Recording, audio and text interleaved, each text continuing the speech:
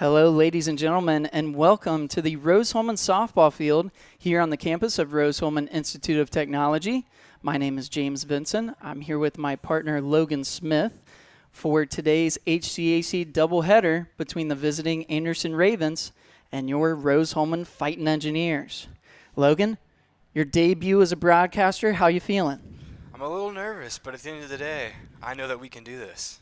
All right. We'll go ahead and jump into some pregame and talk about both of our teams here today. We'll start with the Anderson Ravens. This team sits 7th in the HCAC standings with a record of 12-20 overall and 6-6 in the HCAC this season. The team comes off a doubleheader loss to St. Mary's with scores of 10-4 and 13-5. Alexis Schultz leads the team at the plate with a .397 batting average, totaling 25 hits, 11 runs, and 17 RBIs. And Avery Owens is another top hitter with a .330 batting average, 31 hits, 18 runs, and 7 RBIs. Hannah Merkel is the top pitcher for Anderson with 52.2 innings pitched, totaling 38 strikeouts and a 3.85 ERA. The Ravens have been picked to finish 8th in the HCAC preseason poll, and the team is led by head coach Tony Holloway in his 17th season with the Ravens. Now let's talk about some Rose-Hulman Fighting Engineers. Sounds good to me, James. The Fighting Engineers currently ranked 9th in the HCAC standings with a record of 11-19 overall and 1-9 in the conference this season.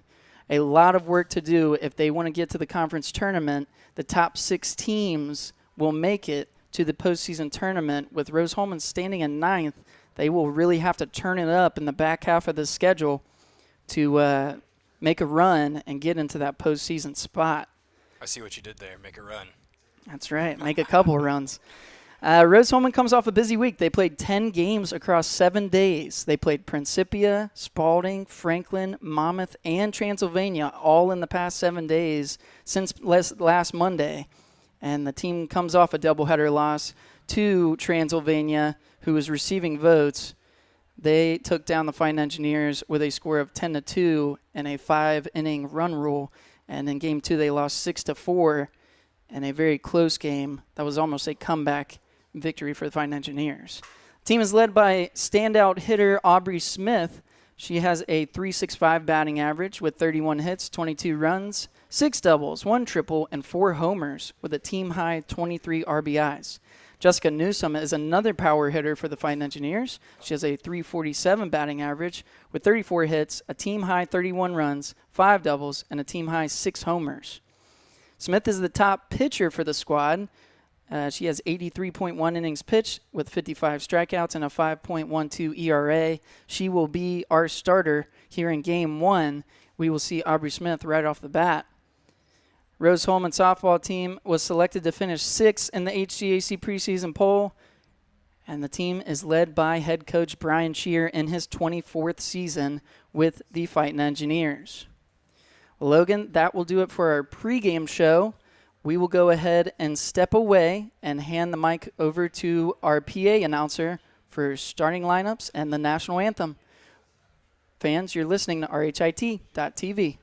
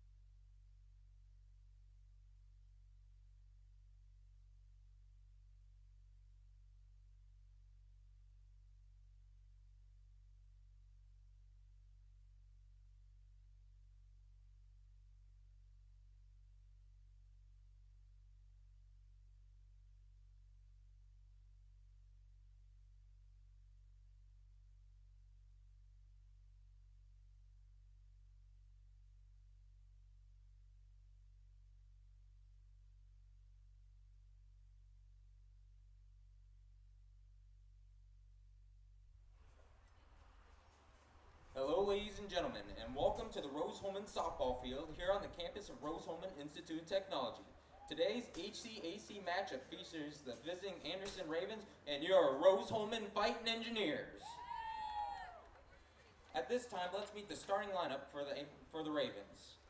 Leading off, the left fielder, number 15, Avery Owens. Batting second, the right fielder, number 22, Alexis Schultz. Batting third, the center fielder, number 34, Maddie Shinrod. Batting fourth, the designated player, number 33, Braylon Hattendorf.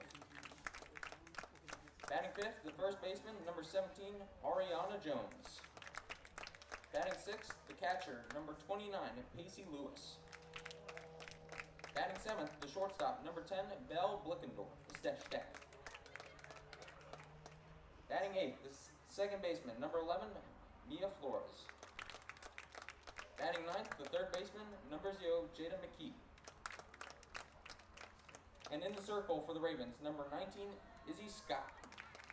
Anderson is led by head coach Tony Holloway and assistant coach Jocelyn Weinbrenner. And now let's meet the starting lineup for your Rose-Hulman Fighting Engineers. Leading off, the shortstop, number 21, Emily Hodges. Batting second, the catcher, number 3, Jessica Newsom. Batting third, the pitcher, number 1, Aubrey Smith. Batting fourth, the first baseman, number 10, Jaden Winkler. Batting fifth, the third baseman, number 12, Abigail Shearer. Batting sixth, the second baseman, number 2, Caitlin Sarvis. Batting seventh, the designated player, number 29, Kira Tucker. Batting eighth, the right fielder, number 4, Rosie Travioli. Batting ninth, the center fielder, number 18, Lucille Pierce. And in the flex position, the left fielder, number 7, Caledonia Coleman. The Fighting Engineers are led by head coach Brian Shearer and assistant coach Kelsey Young.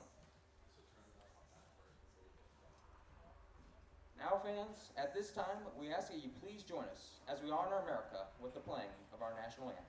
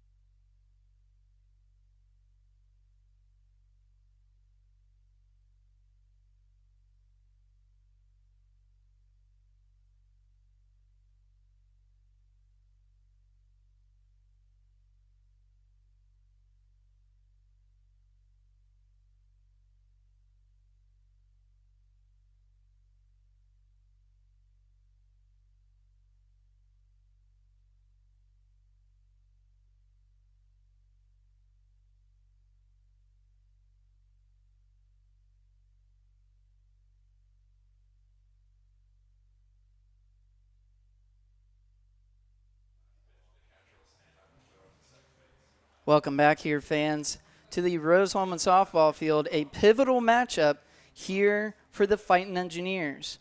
Logan, I mentioned it. Softball team has dug themselves a bit of a hole. They stand at 1-9 here in the conference standings, but they face Anderson, who is just outside of the threshold for the HCAC tournament. The top 6 teams will make it, So Anderson sitting in 7th. They are a game behind Manchester.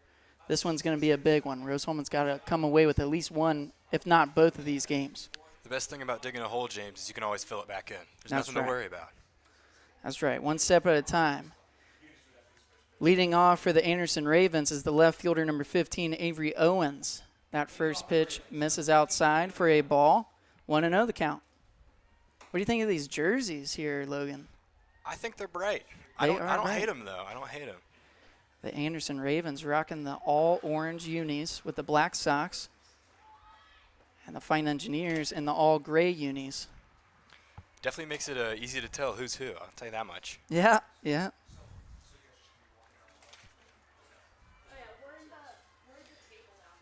So a 1-1 count now for Owens, the leadoff hitter.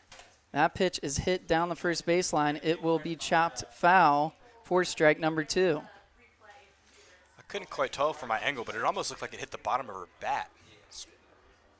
It hit the bottom of her bat, might have bounced up and just went off to the side there. The 1-2 pitch. That one misses upstairs for ball number 2. 2-2 the count now.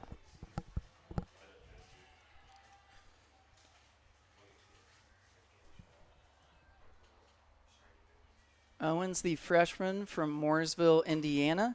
She gets a piece of this one, a hard hit ball out to center field, but Lucille Pierce able to make the catch there for the first out of the inning.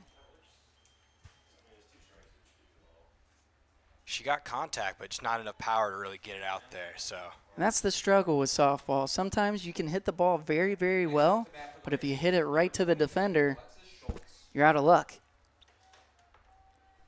That will bring up the right fielder, number 22, Alexis Schultz. She swings at the first pitch and misses for a strike. 0-1 the count. Alexis Schultz, the senior from Indianapolis, Indiana. This has to feel like somewhat of a home game for her. Indianapolis only an hour away. She swings at the second pitch for a strike. 0-2 the count. for a second, I thought that she didn't have a bat. It almost kind of blended into the diamond. She does have an orange bat. It kind of matches the background there and her jersey. And 3 swings and 3 misses. That is a strikeout swinging, the first one of the day for the pitcher, Aubrey Smith. That will bring up the center fielder, number 34, Maddie Shinrod. Now batting, number 34, Maddie Shinrod. Looks like the umpire's upset and started throwing rocks. Yeah, it looks like we might have a little bit of trouble there with the mound in the circle. The dirt is a little packed down. It looks like assistant coach Kelsey Young will walk out there with the rake and try to free up some of that dirt over in front of the circle. You know, I've never played softball, but when I did play baseball, I never pitched, so I never really understood how what you're stepping on affects your pitch. Yeah, I'm not sure either, but the footing is everything. Your traction. I have to imagine it gives you the momentum and the power and the velocity. You use your legs and your footing to really drive that ball into the catcher. So after the quick break, we are back with number 34, Maddie Shinrod. She takes that first pitch for a ball.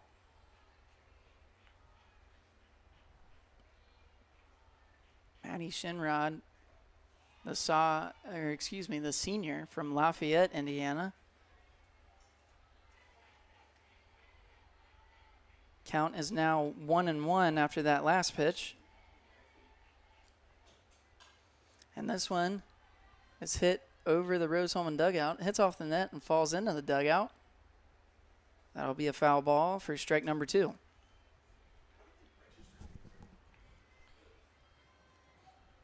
If you're Aubrey Smith, you have to get started here early, Logan. I mean, she's done good so far as that one's fouled off.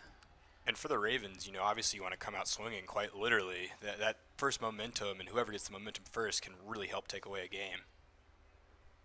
The 1-2 count here. 2 outs down for the Fighting Engineers in the top of the first.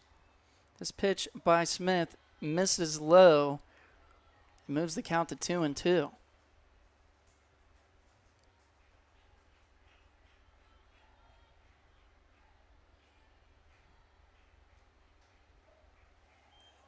This one misses outside for ball number 3. And now a full count with 2 outs down. The pitch by Smith is a swinging strikeout. What a play by the pitcher, Aubrey Smith. She gets 2 strikeouts here in the top of the first, and they hold Anderson scoreless. We'll take a break. We'll step away. We'll be right back with the top of the first. You're listening to RHIT.TV.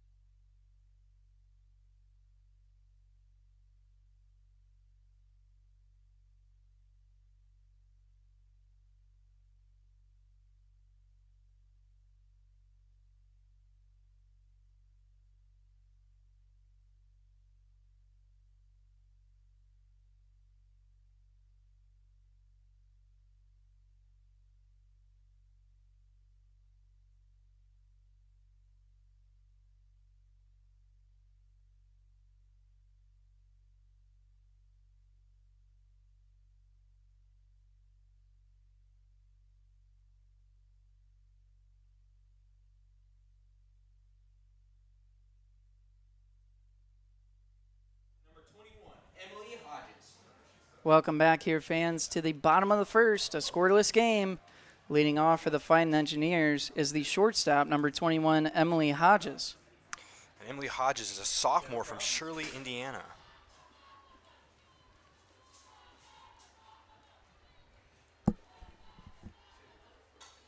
Hodges swings on the first pitch. It's a fly ball out to right field. The sun is bright, but right fielder able to make the play. That is Alexis Schultz out there. A nice catch for the first out of the inning. Now batting for the Fighting Engineers, number 3, Jessica Newsom. That'll bring up the catcher, number 3, Jessica Newsom. Junior from Lawrenceville, Georgia. She's come quite a long way, like myself. I'm actually from South Carolina, James. So. Wow, okay, I don't think I knew that about you. Yeah. South Carolina. I have been on many vacations with my family to Myrtle Beach. You know, in South Carolina, they call it Dirty Myrtle. So. Oh, boy. I love Myrtle Beach. I'm a big fan. I like the boardwalk there. It is a nice boardwalk. Yeah, they got some good restaurants. Newsom gets ahead early in this count. It is 2-0 right now. She takes the first 2 pitches for balls. Jessica Newsom is the home run threat for the Fighting Engineers. She leads the team this season with 6 home runs on the year.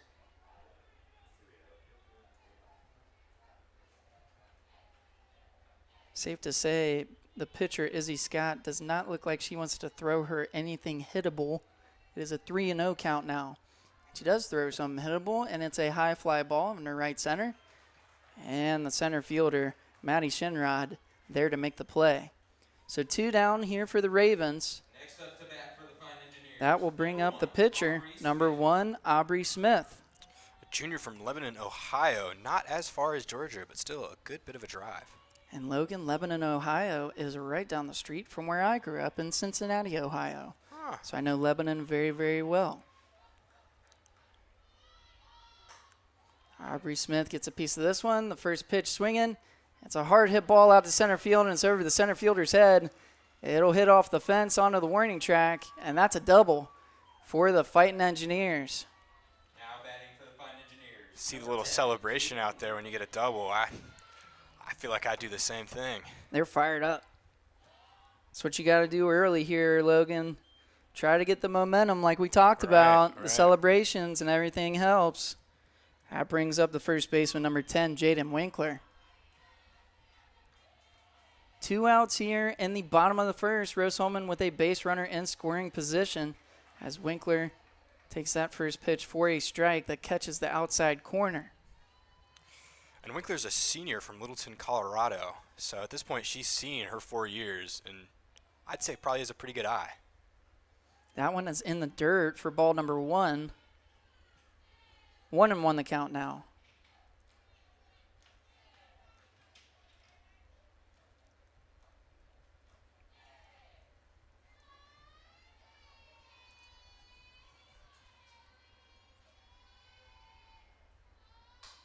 And Winkler gets a piece of this one. It's going down the right field line, and it will sail out of play. A foul ball that goes down. And it keeps the count at 1-2.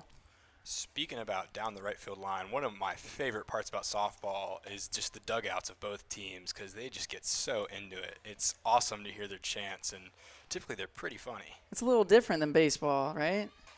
Winkler gets a hold of this one. It's a high fly ball in the left field, and the left fielder, Avery Owens, gets underneath it to make the play. Well, Aubrey Smith was able to get on base, but she's left stranded. We're still in a scoreless tie as we head to the top of the second. We'll step away. You're listening to RHIT.TV.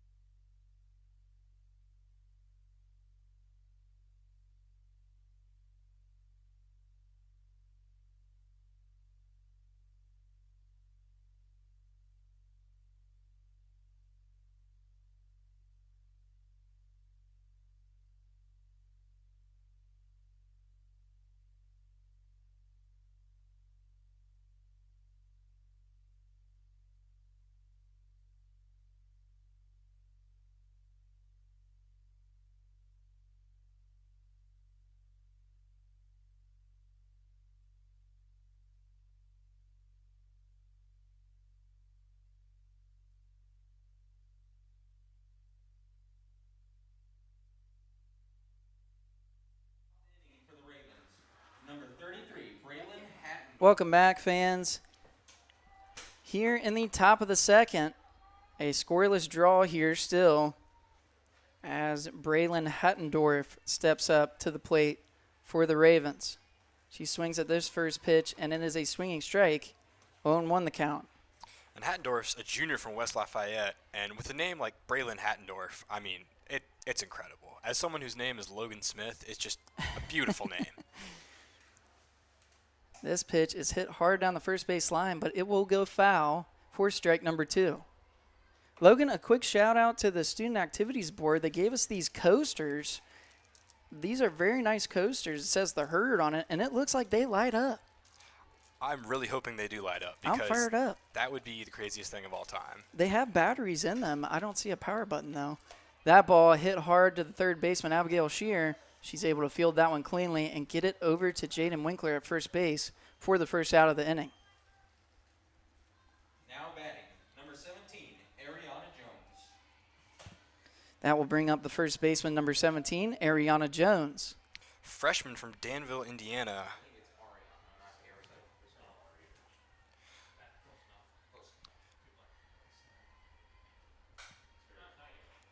Jones gets a piece of this one, but sends it right to the shortstop. Emily Hodges able to make the play, and it's 2 down now for the Fighting Engineers here in the top of the second. Now batting, number 29, Pacey Lewis. And that will bring up the catcher, number 29, Pacey Lewis. Lewis is a sophomore from Martinsville, Indiana. Lots of Indianians, if that's how you say it. And Anderson is in Indiana, so a lot of local kids. That is pretty normal, I would say, for a smaller school like Anderson. Rose-Hulman, on the other hand, recruits all over the country. We have kids from all over the place on our roster. That one fouled off, moves the count to 0-2 here. 2 down for the Fighting Engineers. They're looking for that third out here in the top of the second. Aubrey Smith ahead in the circle. 0-2 pitch. And a swinging strikeout, but a drop third strike as Newsom sends it down the baseline to Jaden Winkler for the final out of the inning. We are still tied at 0-0. We'll step away, and we'll be right back with the bottom of the second. You're listening to RHIT.TV.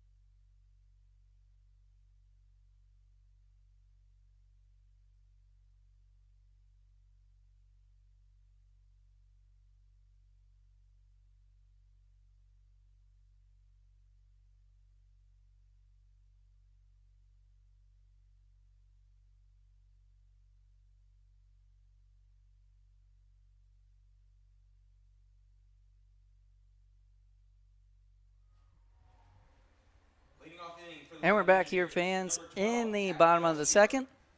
Leading off for the Fighting Engineers will be number 12, Abigail Shear, the third baseman. She's actually a freshman from Brazil, Indiana, which is actually just about a 5-minute drive away from the Rose-Hulman campus.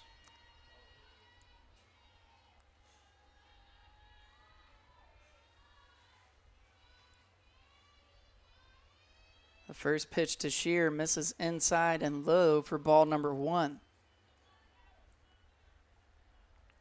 I will say inside and low is definitely where you want to try and hit that batter's box. That makes it very hard for the hitter to try to hit those balls. I have always wondered that in the years that I've covered softball and baseball. How do you hit those kind of pitches? As that one is a swinging strike and moving the count to 1-1. I finally figured it out. Somebody explained it to me. You have to get ahead of the ball and send it down the third base line. So I always wondered that. How in the world are these batters able to hit that ball? As Abigail Shear sends it over to the shortstop, and the shortstop, Bella Blickenstaff, able to make the play for out number 1. Now batting for the Fighting Engineers, number 2, Caitlin Sarvis. That brings us to senior number 2, Caitlin Sarvis, the second baseman. And is that Deltona, Florida, I see? Deltona, Florida. Wow. Yeah, we actually traveled down to Florida with the softball team at the beginning of the season as that ball misses high for ball number 1. We traveled down, and it seemed like Caitlin knew where everything was. You know, that would make sense. Yeah, she knew where everything was. We went to a very nice restaurant down there, and we had a lot of fun. It was cool. Kind of a homecoming for her as well.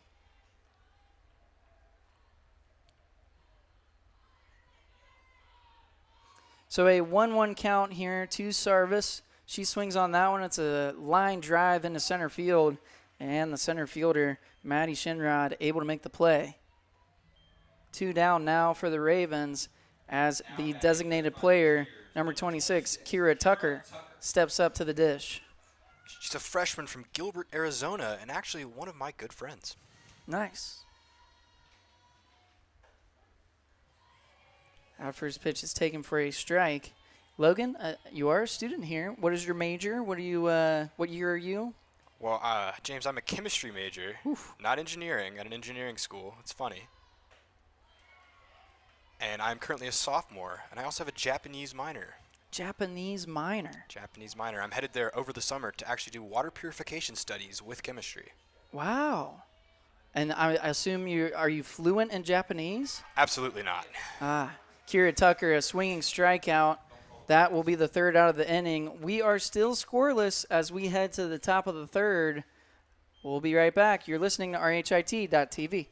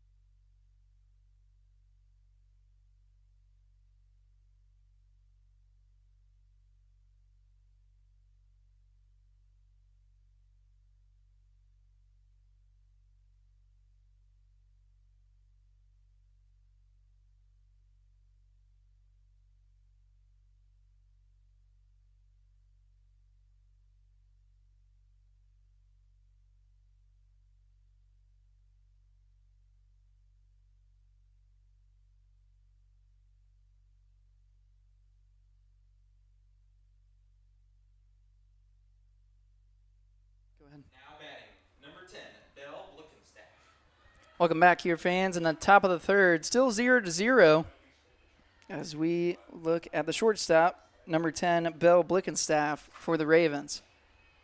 That first pitch catches the zone for a strike. And Blickenstaff is a junior from Logansport, Indiana. I actually founded that town about 5 years ago, so it's great to see that people are really getting out there. That one hit hard over to the third baseman, Abigail Shear, and she is able to make the play for the first out of the inning. So a ground out. Now batting, 5-3 for out number 1. That will bring up the second baseman, number 11, Mia Flores.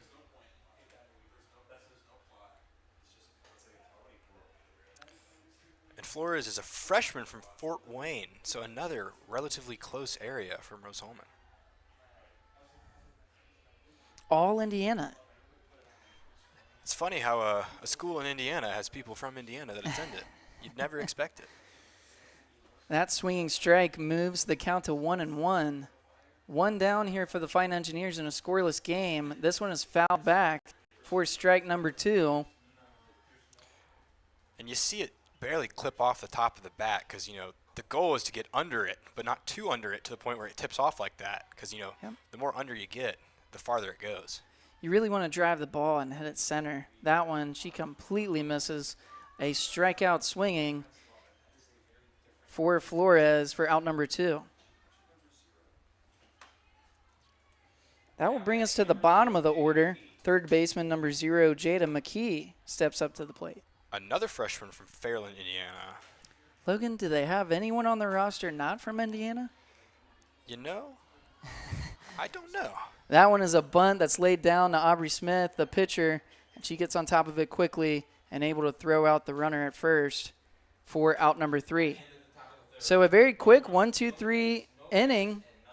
We're still scoreless here at the Rose-Hulman softball field. We'll step away. We'll be right back with the top of the fourth or the bottom of the third. You're listening to RHIT.TV.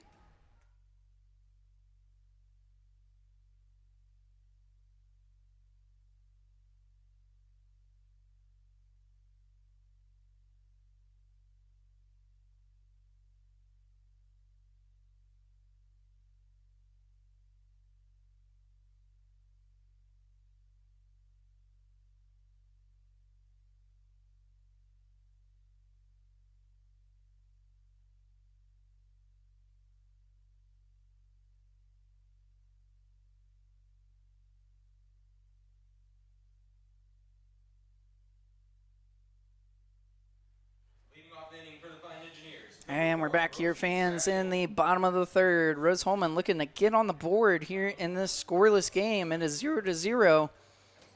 And Rosie Travioli, the right fielder, steps up to the plate to lead off for the Fighting Engineers. Another freshman from Clinton, Indiana.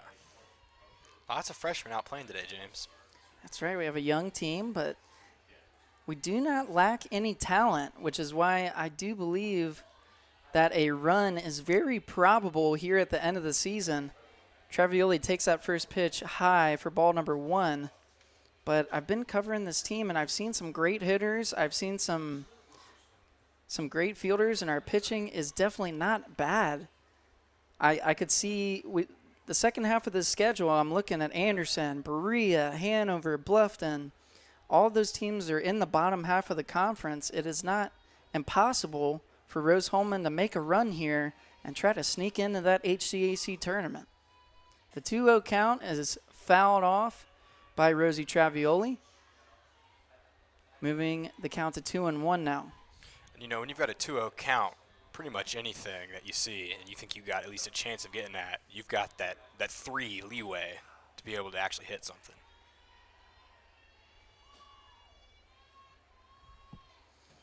That one is fouled off again. Count is now 2-2.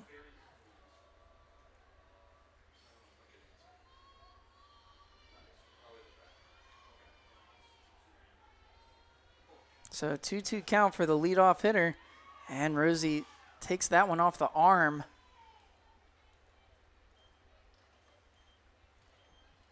Now batting for the Fighting Engineers, number 18, Lucille Pierce.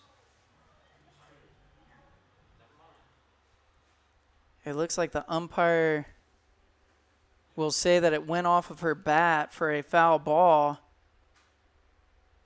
A 2-2 count after that foul ball.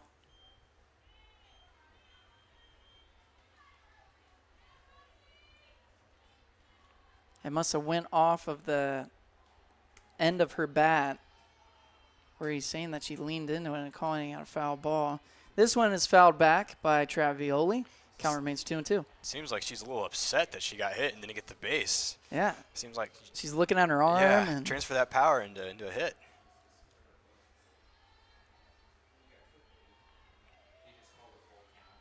I believe it is a full count now, 3-2, as Travioli fouls that one back. Staying alive, our leadoff hitter here in the bottom of the third. Lucille Pierce in the on-deck circle, waiting for her chance.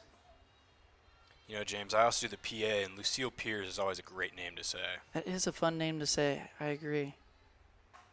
This one is caught by Rosie Travioli. It's down the left field line, and it's over the fence. A home run for the freshman, and Rose-Hulman jumps in front, 1-0. That is Rosie Travioli's first home run of the season and the first of her career as a fighting engineer. They throw the cowgirl hat on her and head back to the dugout. What a hit by Rosie. Beautiful hit. It's exactly where you want it. She turned that anger into power just like I said she should and just launched it. That brings up center fielder number 18, Lucille Pierce. Junior from Indianapolis, Indiana. I got a fun fact for you. Lucille Pierce talked to me at the beginning. I told you I went on the Florida trip. Yeah. She told me she is going for the record in hit by pitches. She currently leads the team in hit by pitches with 12 this season. I wonder if there's any foul play at hand with that. Do you think she started out with this I goal? promise she is. If you see her batter stance, she is not crowding the plate. She's not. She just gets hit by pitches. That one is in there for a strike. 0-1 the count. I wonder if that'd be called lucky or unlucky. Yeah. She's getting on base. So I guess it's a good thing. You'd think if she's getting on base, she'd put it in the top 3 of the lineup. That one misses for a ball. And I'm telling you, Logan, on Monday against Transylvania, there was a game. She got hit by a pitch like 2 or 3 times in a row. Maybe they're just scared of what she can do. She's a softball magnet. That one hit right back to the pitcher. And Izzy Scott able to make the play over to her first baseman, Ariana Jones, for out number 1. Hitting the top of the ball is always hard, but if you get enough power on it, it'll bounce right over the pitcher, but just not enough this time. And that brings us back to the top of the order, shortstop number 21, Emily Hodges. Hodges flew out to right field in her first at-bat. She's 0 for 1 today. First pitch misses low for ball number 1.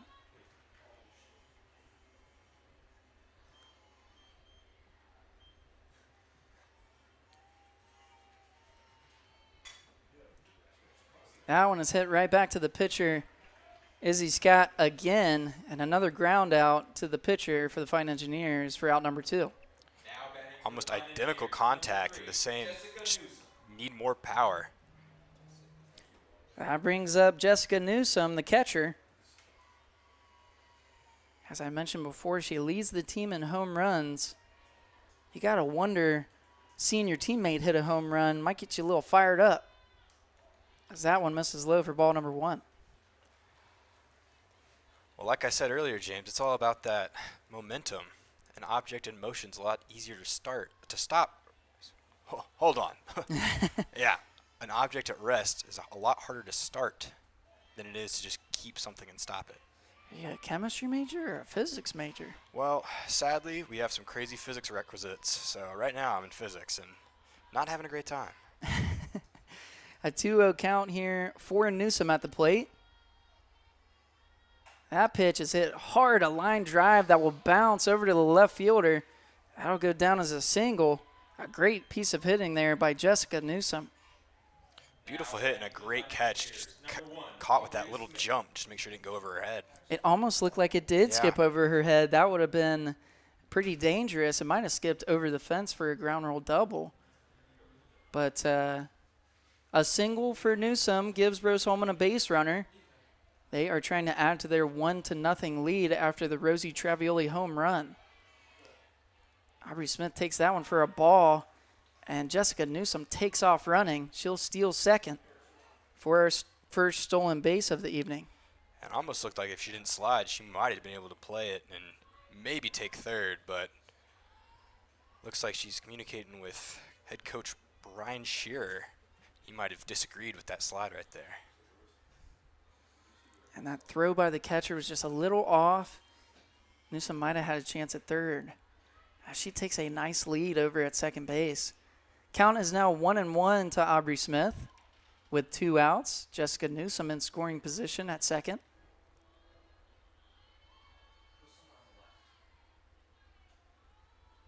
The 1-1 pitch is a chopper over to the shortstop. Shortstop able to field it cleanly, get it to first base in time for the out. And that will do it. 3 outs down here in the bottom of the third, but not before Rosie Travioli, a ball that was hit so hard over in the left field for a home run, makes the score 1-0 with Rose-Hulman in front. We'll step away. We'll be right back with the top of the fourth. You're listening to RHIT.TV.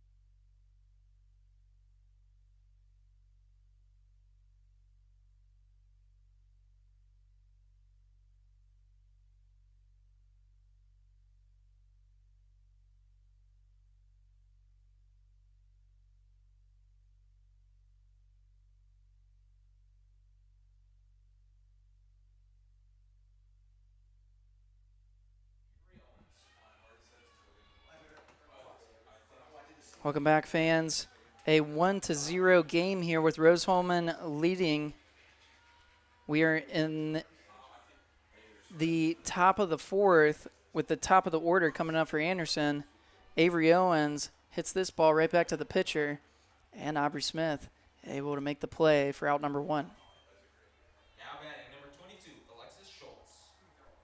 That brings up right fielder number 22, Alexis Schultz. Some interesting gloves she's got on. Yeah, those are like zebra print. I can't tell if it's the American flag or not, though. Just black and white. They are just black and white gloves with stripes, but I do see what you mean, like on the... Yeah, little dots. Yep, on the thumb area, looks like little dots.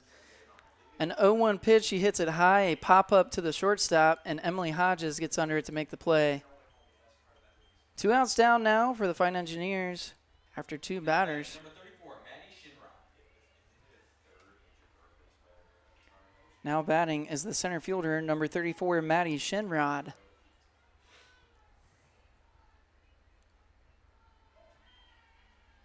First pitch is taken for a ball, misses low in the dirt.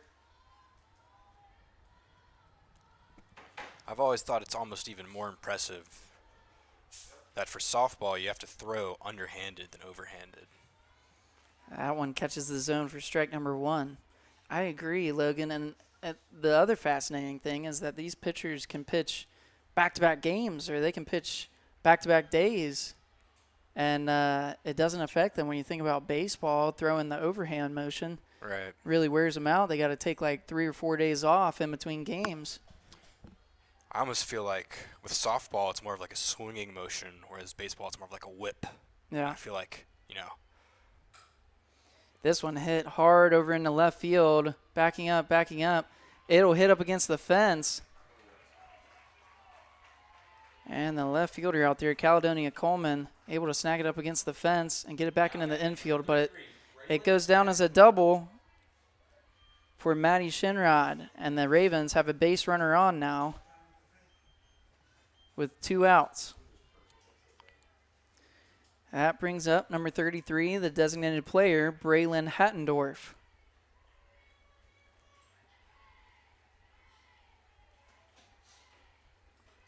The first pitch catches the zone for a strike, or I'm sorry, misses for a ball. Ball number 1. it's always scary having fourth seat hitter coming up while you have someone in scoring position. Just even more pressure that's already being put on the pitcher. Hattendorf gets a piece of that one, sends it off the back netting. For strike number 1, a foul ball.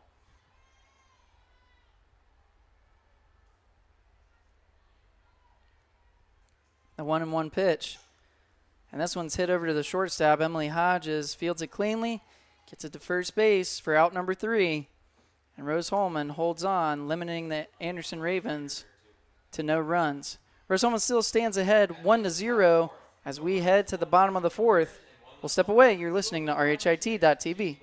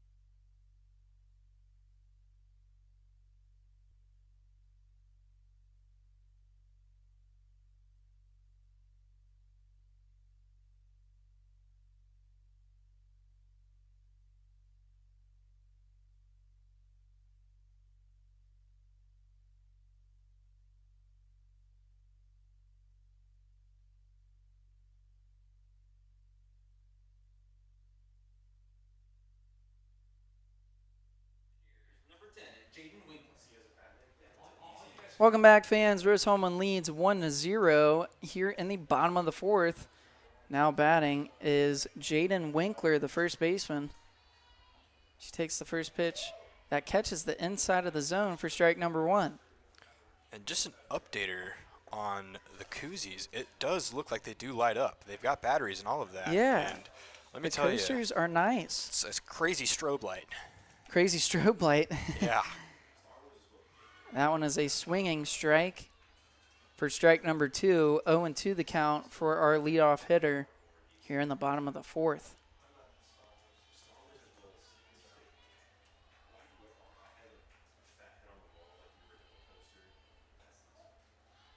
This one misses outside for ball number 1. It's always interesting with different umpires because someone will say go ball, and then they go huh. He for caught the me. strike. He caught me earlier. I thought that he said strike, but then he didn't put the hand up, so I called strike, but he called it a ball. And even on top of that, some umpires they'll saunder back and then do it instead of just doing it as it happens. And take their time, yeah. 2-2 the count now after that pitch. Still no outs for the leadoff hitter. Winkler gets a piece of this one, sends it down the third baseline, and it just goes foul. That would have been a great hit. It just sailed foul right before going across the third base bag.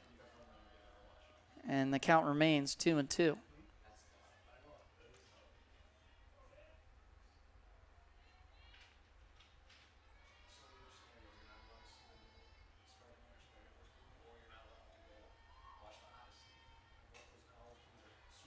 This one a foul ball back behind the backstop. Count remains 2-2.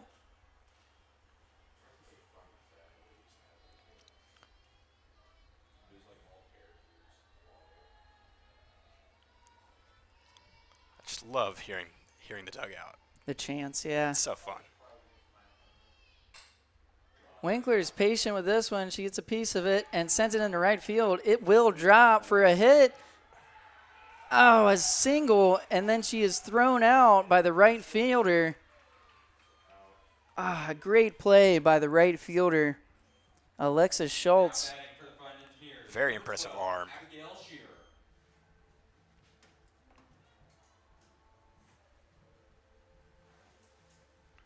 Number 12, Abigail Shearer up to bat.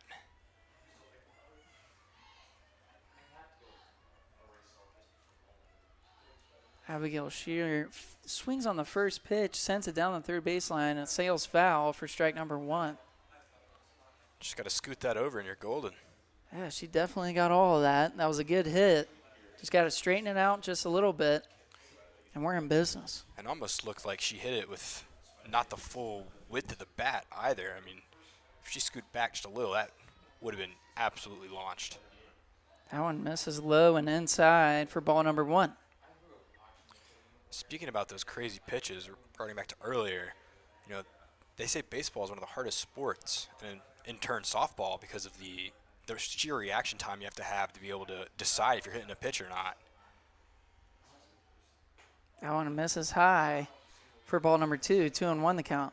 I agree, Logan. You know, you don't think about it sometimes because of how slow baseball and softball are, but it is a very difficult sport to play. It really is. It is all about that little window of action, and you got to make the most of it, and you got to have a fast reaction time defensively and at the plate. That one taken for a ball by Abigail Shearer. It is now 3-1 for the third baseman. The 3-1 pitch.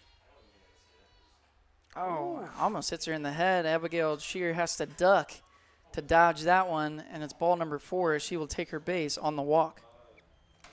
You know, getting that strong foul out, obviously it strikes a little bit of fear in the pitcher, so they're going to try and hug the corners of the box so that you can't even make good contact if you do get that contact. That will bring up the second baseman, number 2, Caitlin Sarvis.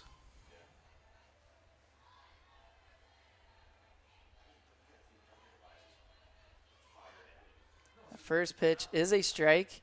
The catcher throws it down the first base line to keep Shearer from advancing. Base was stolen earlier, so I bet coach is trying to ensure that it doesn't happen again. Looks like all of the entire field just shifted over. Just try to make sure that she did not steal that base. An 0-1 pitch is hit by Sarvis to the shortstop. Could be a double play opportunity, but Sarvis able to turn on the Jets and beat out the double play throw. Abigail Shearer is retired, but Sarvis reaches on the fielder's choice.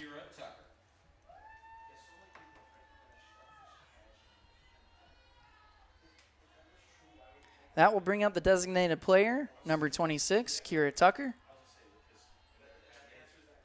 Tucker swings on the first pitch. It's a ground ball over to the second baseman. And the second baseman for the Ravens, Mia Flores, able to make the play. That's 3 down. We will step away. Your score, Rose-Hulman in front, 1-0. We'll be right back with the top of the 5th. You're listening to RHIT.TV.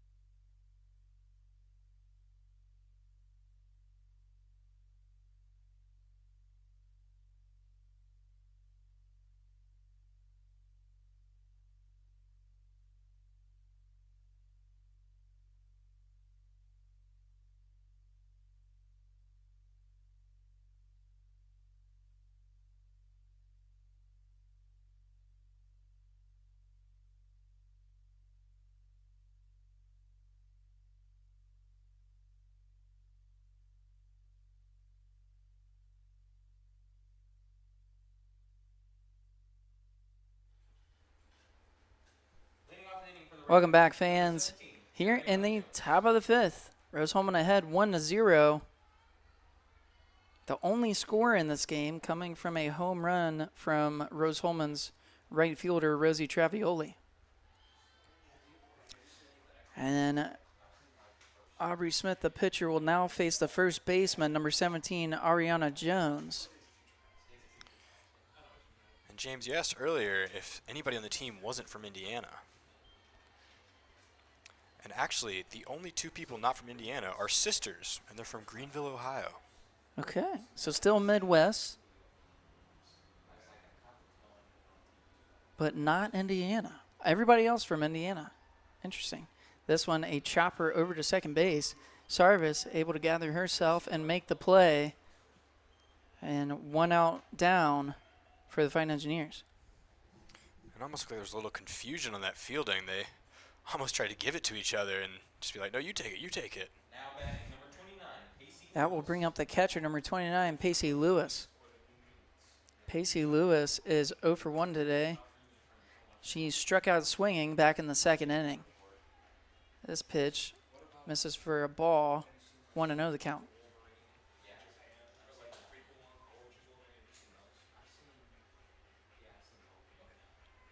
The 1-0 pitch is hit a high pop-up over to right field.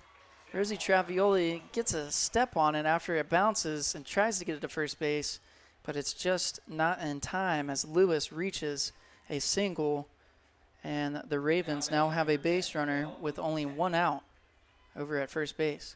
But still, what an arm from Rosie. She absolutely launched that ball. It looks like we're going to have a review. We'll step away. We'll be right back. You're listening to RHIT.TV.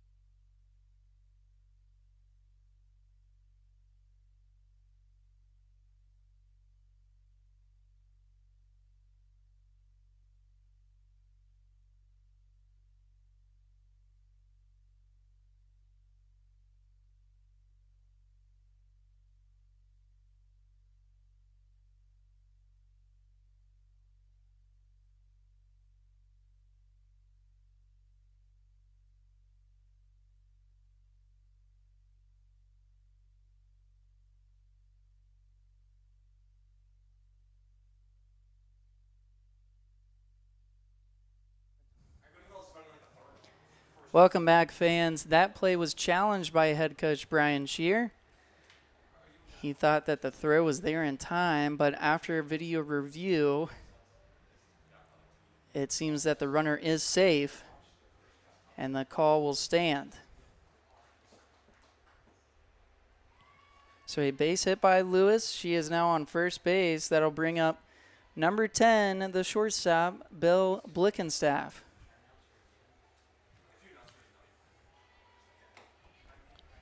I got to tell you, Logan, that one was a tough challenge. I could kind of see that one from up here. I thought she was safe, but Brian Shear might have had a different look at that one from where he's sitting. Especially looking up here from the press box, because we're elevated above everything. So Yeah. it makes it hard to tell with calls and all sorts of stuff. The first pitch to Blickenstaff misses high for ball number 1.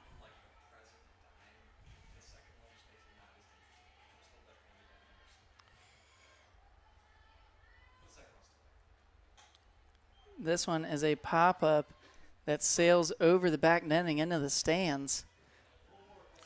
Whew. Almost hit a fan there. Yeah. Another fun thing about Blickenstaff being from my town that I created, Logansport, Indiana, is she actually went to the high school I named, Pioneer High School. This one, a pop-up over to the shortstop. Emily Hodges able to track it down and make the snag for out number 2. And I just want to say, watching her catch that ball, she would have launched that ball. There's some great form getting ready to throw that.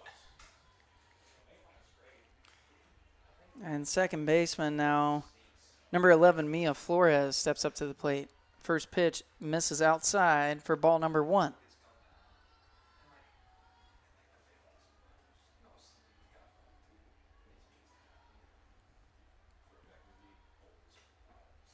That one in there for a ball. I swear he's saying strike. I feel like I hear him saying strike, but he doesn't put the hand up. So 2-0 the count. That one misses high for ball number 3. It's like he says strike almost exactly.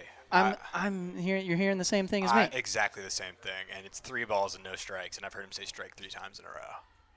It's impressive, honestly. I guess you can say whatever you want down there. I don't know about that. That one is a strike. It does catches the zone.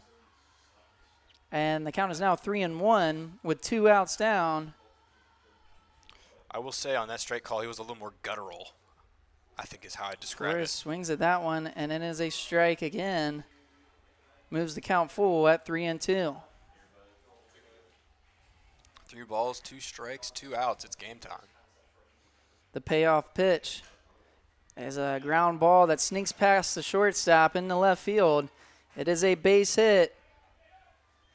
And the Ravens now with 2 runners on base as Lewis advances to second and Flores reaches first on the single. Up next is number 0, Jada McKee. I feel like you don't really see the number 0 a lot in baseball and softball, or really in sports in general. You don't. Definitely a number you don't see often. It looks like head coach Tony Holloway may have a pinch runner here. I think actually a pinch hitter. Get our first pinch hitter for the third baseman, number 0, Jada McKee. It will be number 17, I believe. That is, or I'm sorry. Number 7, Number Kylie 7. Coleman. There you go. Kylie Coleman, the junior from Rochester, Indiana. I feel like at this point you don't even have to say the state. Now batting, number 7, Kylie Coleman. Kylie Coleman.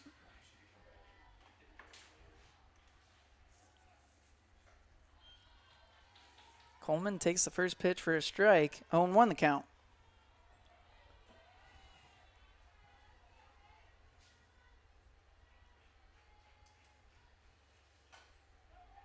She hits this one down into the dirt and bounces back up for a foul ball for strike number 2. You know, Down Into the Dirt would make a great band name. Oh, that is a good band name. On the student side of Rose-Hulman, there's been a lot more live bands this year, actually. Some pretty good names out there. Down in the dirt. This one hit hard out to center field. Lucille Pierce has an eye on it, tracks it down, and an amazing catch, sliding to make the snag. That is out number 3. And what a snag there by Lucille Pierce. Incredible. That will do it here in the top of the 5th. Rose-Hulman still leads 1-0. We'll step away and be back with the bottom of the 5th. You're listening to RHIT.TV.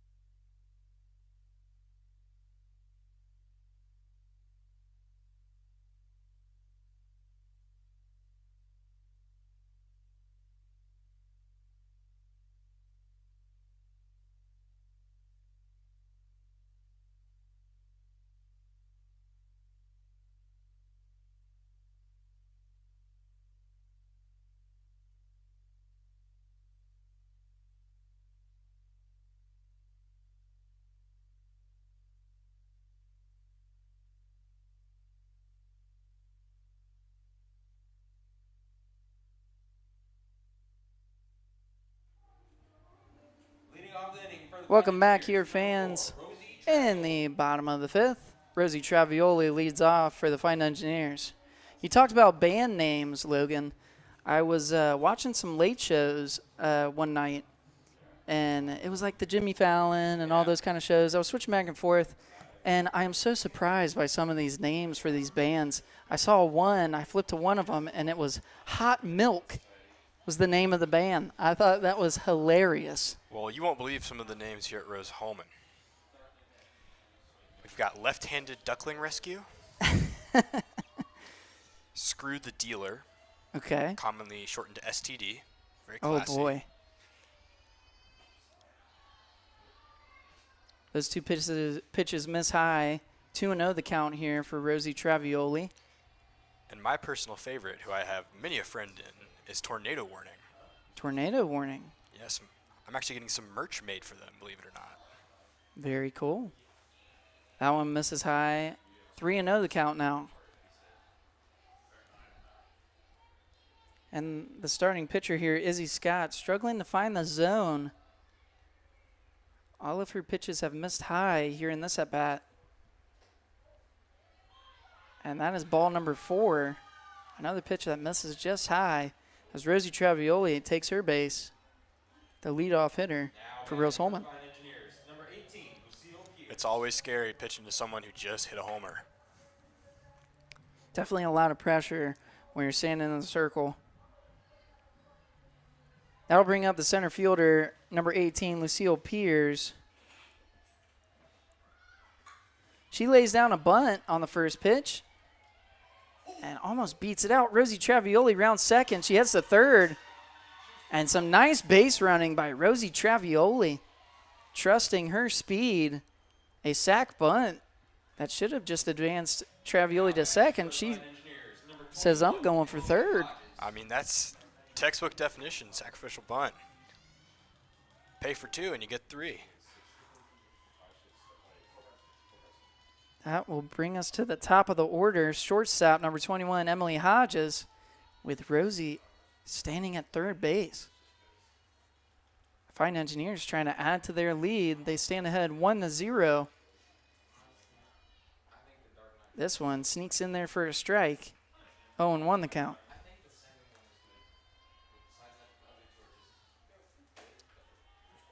If I was pitching right now, I'd be sweating bullets. Back at the top of the lineup, you've got a runner on third, quaking in my boots. Only one out, too. Emily Hodges gets a piece of that one, sends it into center field. That one will drop for a base hit and an RBI as Travioli comes home to advance the Rose-Hulman lead to 2-0.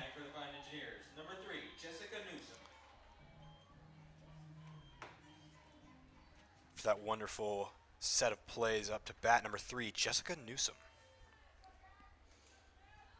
And Newsom is 1 for 2 today. She singled back in the 3rd inning. She takes this first pitch that misses upstairs for ball number 1.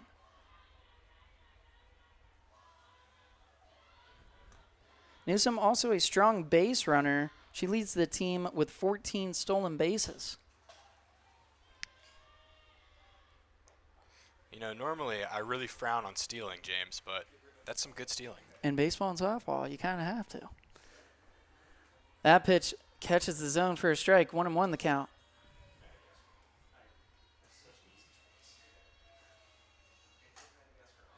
Newsom hits this one high in the left field, and the left fielder calls everyone off. Avery Owens gets underneath it to make the snag for out number 2. Now batting for the Fun Engineers, number 1, Aubrey Smith. That brings up the pitcher, number 1, Aubrey Smith. Aubrey Smith is 1 for 2 today. She had a double back in the 1st inning, and then a ground out back in the 3rd inning. She swings at the first pitch. It's a pop-up over to the second baseman. And Mia Flores there to make the catch for out number 3. Rose-Hulman adds another run. They stand ahead 2-0 as we head to the top of the 6th. We'll step away. You're listening to RHIT.TV.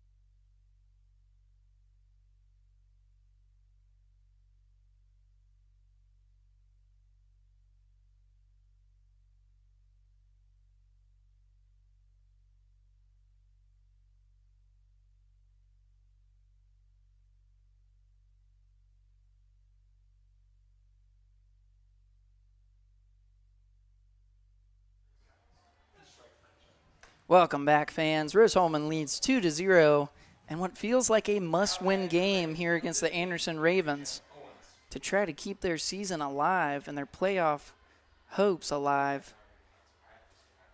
Now we are at the top of the order for the Ravens.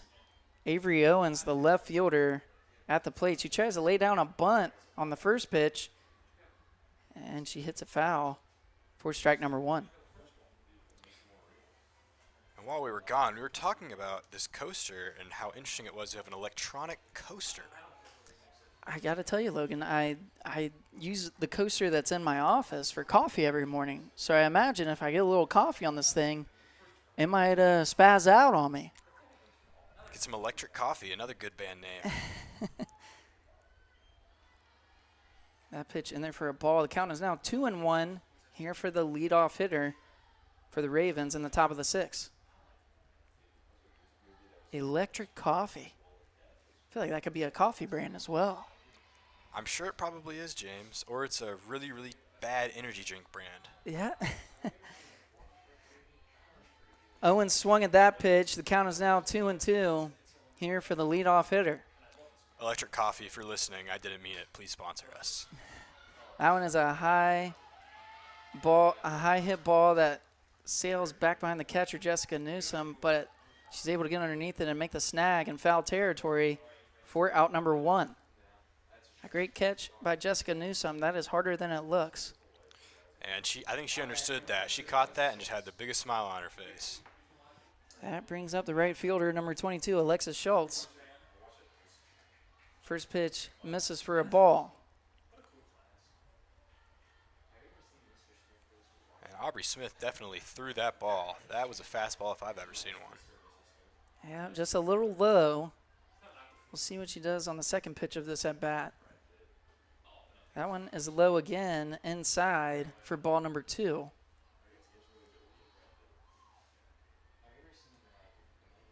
Aubrey has had great control today. She's pitched a whole 5.1 innings now with 4 strikeouts.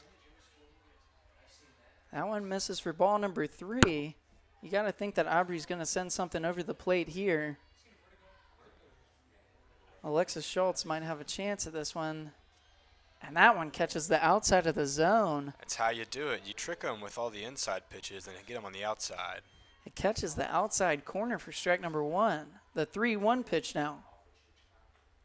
In there for another strike to fill the count. See, straight over the plate. So now she doesn't know what's going on. So if I see 3-2-1, I'm probably going to swing. The 3-2 pitch misses upstairs for ball number 4. And Schultz will take her base on the walk.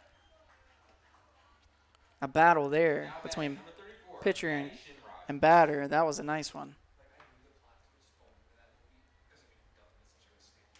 Funnily enough, with it being a battle, a pitcher and catcher duo is actually called a battery. Did you know that? A battery? A battery. It's called a battery. Huh. I did not know that. Well, the battery just had a meeting there. Indeed they did. Jessica Newsome and Aubrey Smith sit down and talk it over, as now they'll face the center fielder, number 34, Maddie Shinrod. Shinrod swings at that first pitch for a strike, 0-1 the count. Big swing, just a little slow.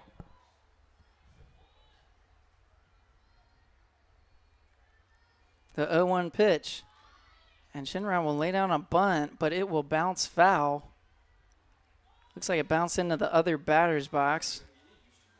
Honestly, I almost feel like Anderson got a little lucky there with that bounce. Number 3, Jessica Newsome catching, was just ready to launch that to second base for a potential double play. An 0-2 count now with 1 out down. Ravens with a runner on first. And this one is a ground ball over to the pitcher. She turns around and gets it over to the shortstop.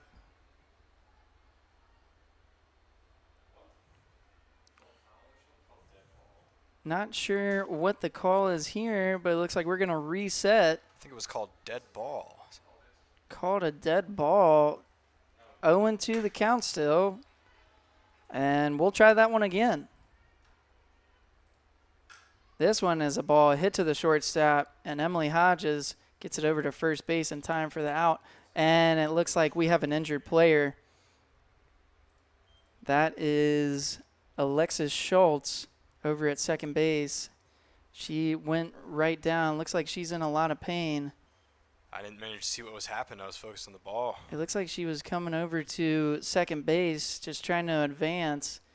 And looks like she is in some pain. The head coach, Tony Holloway, is going to go out there and check on her. We will step away, fans. We'll be right back after this short break.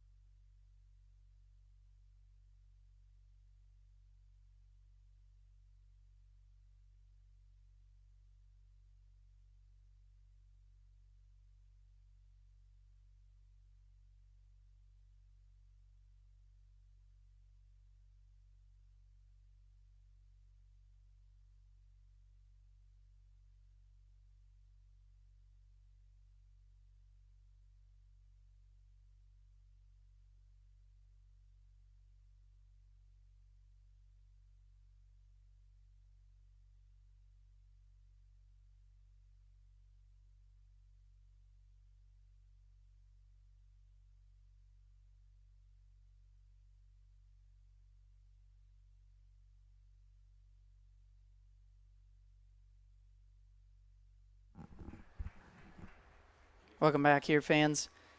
A hurt player, Alexis Schultz, is able to walk off under her own power. We will have a pinch runner now at second base. That is number 2, Olivia Kane. Olivia's a sophomore from Seymour, Indiana. And I will say, Alexis did look like she was in quite a bit of pain. I think that she might have twisted her ankle or landed wrong when she got to the bag, I don't know, but she was definitely hurting. but able to walk off the field with a little bit of assistance. That is a good sign. So Rose-Hulman ahead 2-0. Here in the top of the 6th, we're almost out of this one.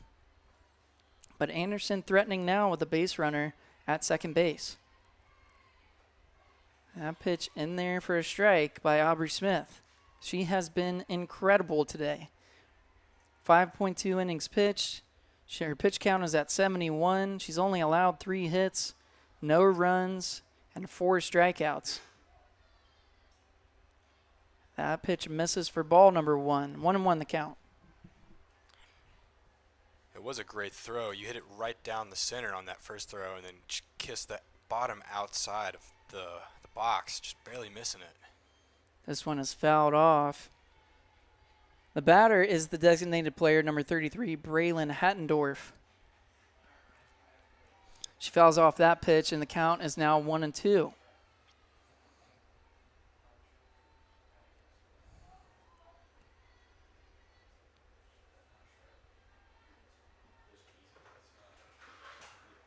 Hattendorf hits that one past the second baseman. It'll go out into right field, and an errant throw there by the right fielder. It looks like that one will be a single and an E9.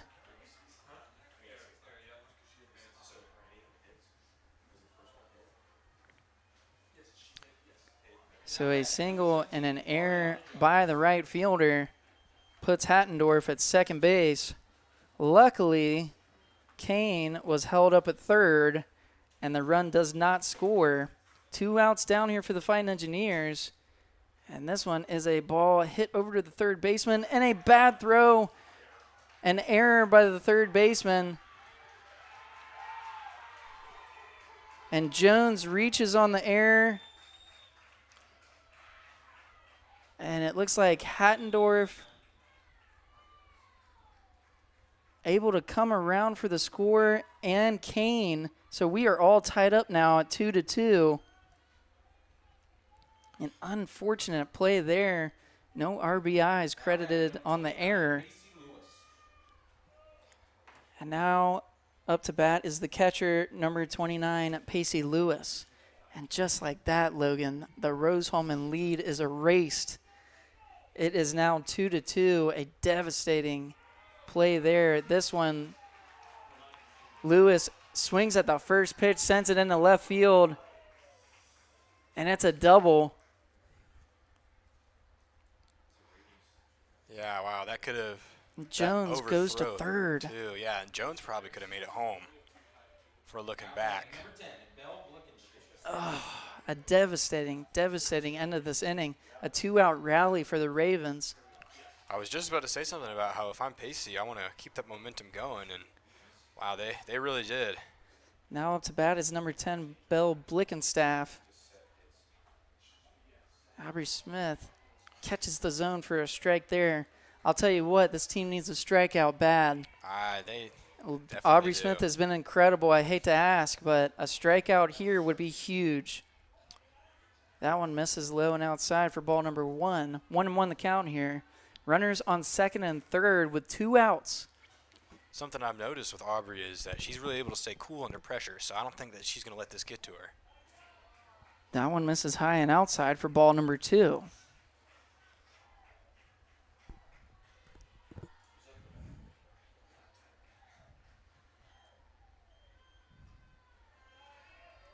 That one misses low for ball number 3. James, from my point of view, it's just barely outside. She's really just trying to bait the batter into swinging.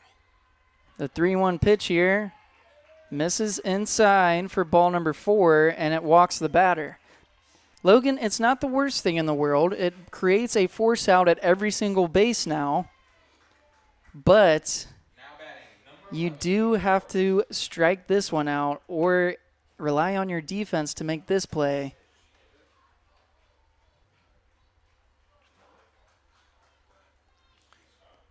As Flores, the second baseman, number 11, Mia Flores, steps to the plate. That one in there for a strike. I would like to see Aubrey get ahead on this count early. She's done so far with the first strike. I'd like to see this one over the plate as well. Really attack the zone and make Flores swing. There you go. I was just about to say with that first pitch, she definitely hit the outside of the box, but it was still definitely in there. She wants these strikes just as bad as we do. That second strike was a swinging one for Flores. Here we go, the 0-2 pitch. And this one is a ground ball to the pitcher. Aubrey Smith grabs it and flicks it over to Jaden Winkler for out number 3. The Anderson Ravens get 2 runs there to tie the game. We are all knotted up at 2-2 as we head to the bottom of the 6th. You're listening to RHIT.TV.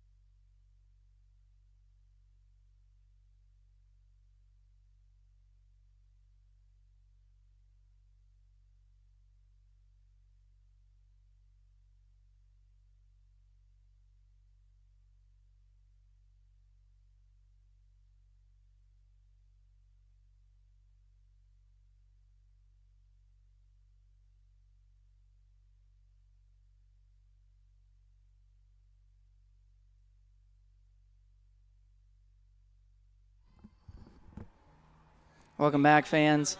Here in the bottom of the 6th, Anderson able to answer in the top of this inning with 2 runs to tie the game at 2-2. The leadoff hitter for Rose-Hulman is the first baseman, number 10, Jaden Winkler.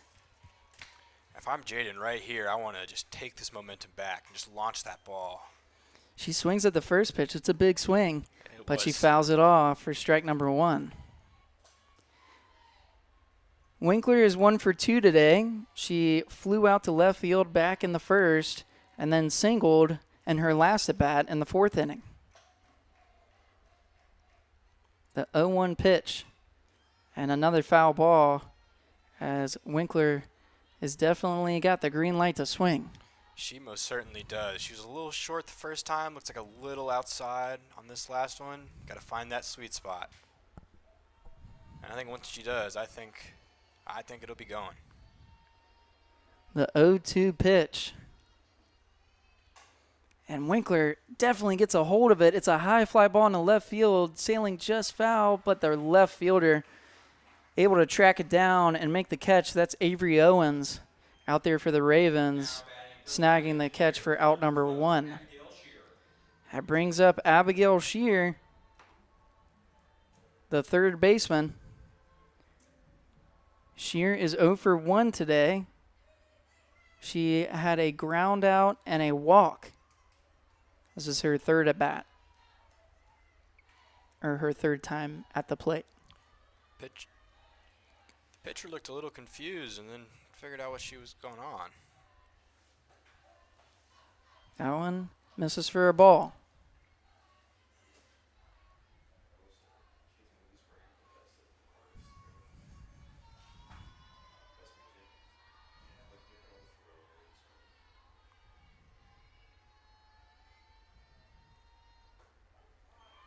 That one catches the zone for a strike. 1-1 the count here with 1 out in the bottom of the 6th.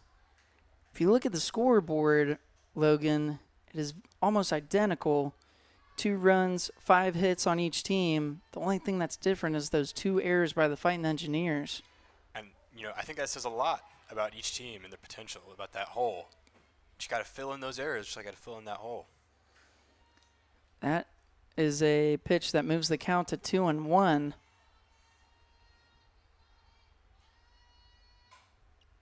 Abigail Shear gets a hold of this one, sends it in the left center, and the center fielder, Maddie Shinrod, there to make the play. That brings up the second baseman, number 2, Caitlin Sarvis. 2 down now for the Fighting Engineers as they try to reach for some type of momentum. Sarvis gets a hit there, slides past the second baseman, and she reaches on a single. A nice piece of hitting there by Caitlin Sarvis, the senior. She hit it exactly where you wanted to go, just out of reach of the second baseman and just straight past it right in between the 2 outfielders. That will bring out the designated player, number 26, Kira Tucker. Tucker is 0 for 2 today. She swings on the first pitch. It goes off the catcher's helmet. Catcher Pacey Lewis. Her pitcher comes to check on her, and I think she's all right. She walks it off. Head coach Tony Holloway comes to make sure she's all right. That's always scary. It's definitely scary, but I will say it is what a helmet is for. I'm glad That's she's right. wearing it. And those helmets are nice. Those are some good-looking helmets. Seems very safe. You know what is cool, Logan? What's cool, James? Safety. Safety's great. 0-1 the count now for Akira Tucker. 2 outs with Caitlin Sarvis, a base runner for the Fighting Engineers, on first. For a second, I thought he was about to call that a strike, and I had a pretty clear view of that one, and I was going to be a little That one a little shocked. outside. That one goes down as a ball. 1-1 the count now.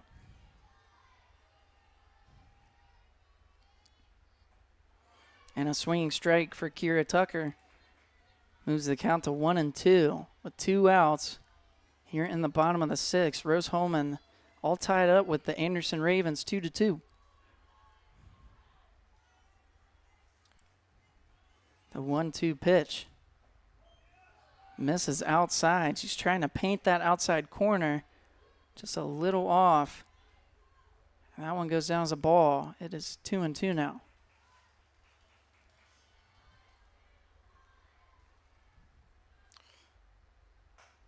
Tucker gets a hold of this one, sends it down the right field line. It looks like it will sail foul. And a long foul ball keeps the count at 2-2. Beautiful hit, though. I got to say, Logan, we haven't done the weather discussion yet. It is beautiful out here. It is a very nice. It's around 83. Around 80 degrees, yeah. My watch says 79 degrees. Tucker gets just underneath that one. It's a pop-up over to the shortstop.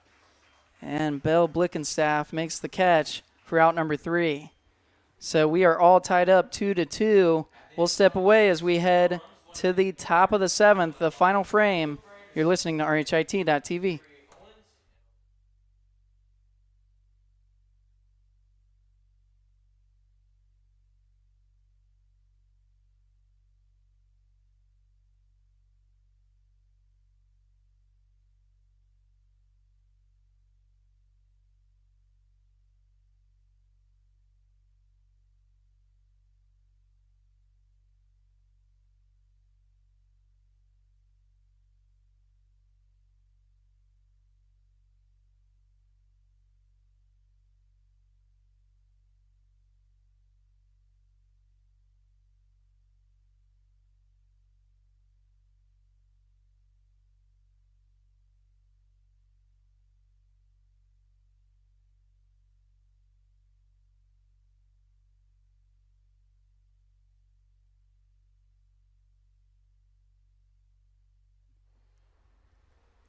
Welcome back, fans. Here in the final frame, the top of the 7th, Rose-Hulman and Anderson all knotted up at 2-2.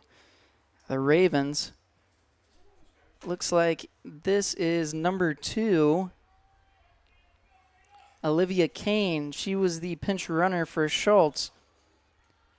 She now steps up to the plate. I'm sorry, this is number 0, McKee, the third baseman. I was confused for a second, James, and I thought you'd get there eventually.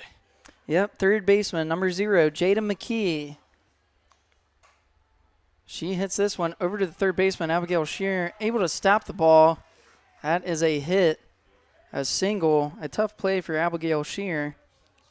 She had trouble getting up with the way she had to really stretch out for that catch. Yeah, you almost think, saying that she had to lay out for it wasn't really what she did. She kind of like sat down and had to lunged. get low to stop the ball in front of her.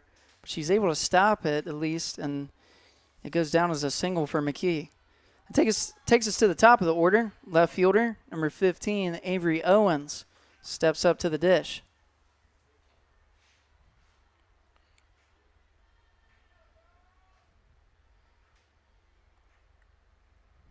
While head coach Tony Holloway is talking. Well, I spoke too soon, I guess. I mentioned about how I was going to speak more on safety, but I wanted to err on the side of caution.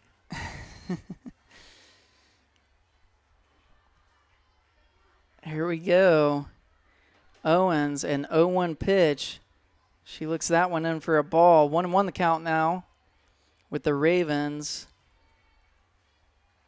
The Ravens have a base runner on, and McKee at first with no outs. An opportunity for them here in the top of the 7th. This one is a hard hit ball to the second baseman. She flicks it over to Emily Hodges and gets the out at second base. They try to turn the double play, but it's not there in time. But they do get the lead runner, a fielder's choice for Owens, and an out Now batting number 2, Olivia King. for McKee. Now coming up to bat is number 2, Olivia Kane. Just a little too early on that call, James. Yep, you caught me. It happens. It's hard to see with the hair. That's right. It's a big difference between baseball and softball, as the hair definitely blocks the numbers sometimes, so you got to really pay attention. That one a ball, and it looks like Owens was able to steal the bag. She gets to second safely. This is Kane's first at bat today.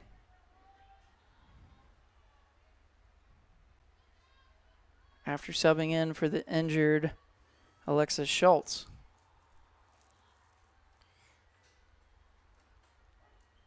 That one catches the zone for a strike. 0-2 the count now. The Ravens with a runner in scoring position at second. You know, I'm not a professional, James, but I feel like at this point you want a sacrificial bunt to get that runner on third. Because sure, you've got 2 outs, but as soon as there's any contact, you've got that lead, and all you have to do is hold on to it. The 0-2 pitch is a ground ball over to the third baseman. The throw by Abigail Shear is on time.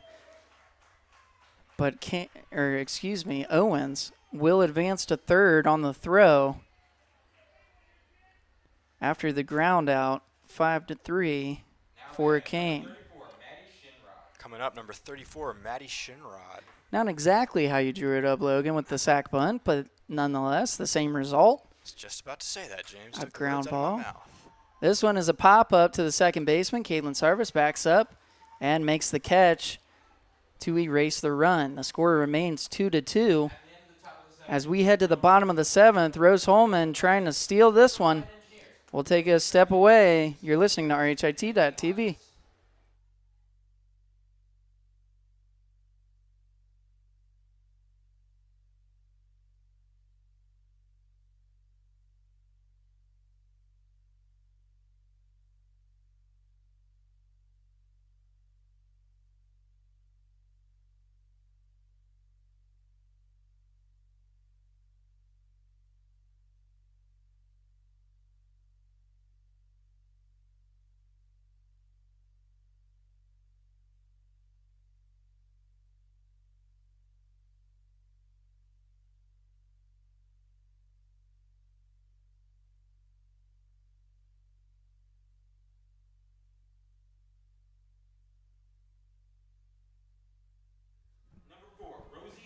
Welcome back, fans. Here in the bottom of the 7th, Rose-Hulman looking to walk this one off. It's a 2-2 game with Rosie Travioli stepping up to the plate. You know, you want her just to do what she did earlier. You get that home run, and we're done. Yeah, we can go eat some dinner. Though, correct me if I'm wrong, James, this is a doubleheader, so we do have one more game after this. That's right. We'll get a short break and be right back here on RHIT.TV for game number 2. It will start approximately 30 minutes after game number 1's conclusion. The first pitch misses for a ball, 1-0 the count for the leadoff hitter, Travioli. This one, a pop-up in foul territory. The catcher leans back, but it goes off the netting. It'll be a foul ball for strike number 2. Or, excuse me, strike number 1. 1-1 the count now. Speaking of one, James, there's a little thing that comes with safety at Rose-Hulman called the Hulman 100, where you take one of our lovely hills and you just press on the gas and you try and hit that 100. And then from there you coast around the SRC, our Sports and Recreation Building. Oh, gosh. That sounds dangerous. Most people say it's an urban legend. I've never seen anybody do it. Lord knows I would not do it. That seems extremely dangerous. That one is a ball, 2-1 the count now. I would not encourage anyone to try that because you know what is cool, Logan? Safety. That's right. That one, a line drive over to left field. It sails over the left fielder's head.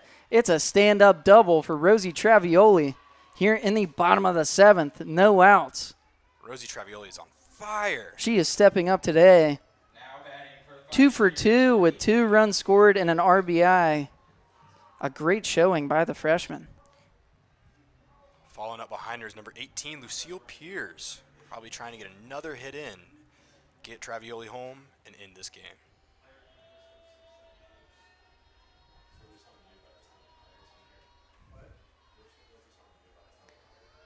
Lucille Pierce lays down the bunt. It is a good bunt. It does the job. The ground out to the pitcher. Lucille Pierce is out, but Rosie Travioli makes it to third.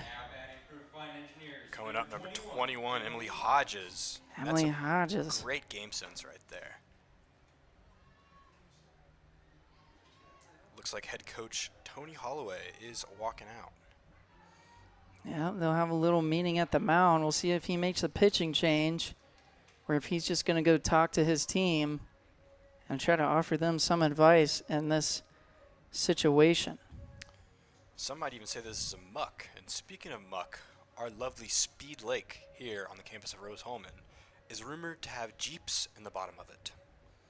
I love having you on the broadcast, Logan. You tell me all these urban legends and myths and stuff about Rose-Hulman that I've never heard of before. You're like my inside man. You know, James, I guess I would be like that because I'm in the thick of it here at Rose-Hulman. There's nothing like finishing a 4-hour lab where a computer does not work with you and getting to watch and announce some softball.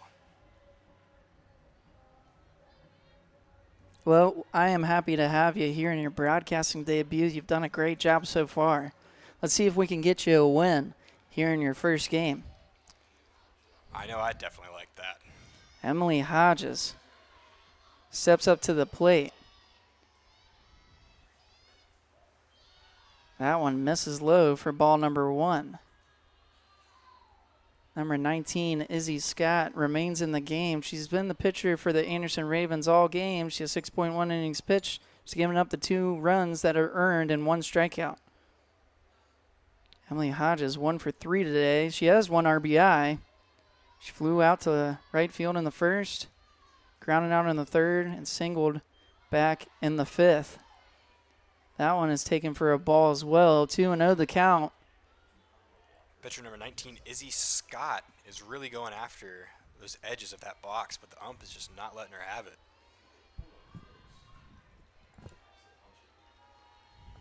The 2-0 pitch, and it's a bunt from Emily Hodges. And it's a close call, and it's safe. She's safe. What a play by Rosie Travioli. The sack squeeze. A nice play call by Brian Shear. It looks like Anderson head coach will come and make the argument.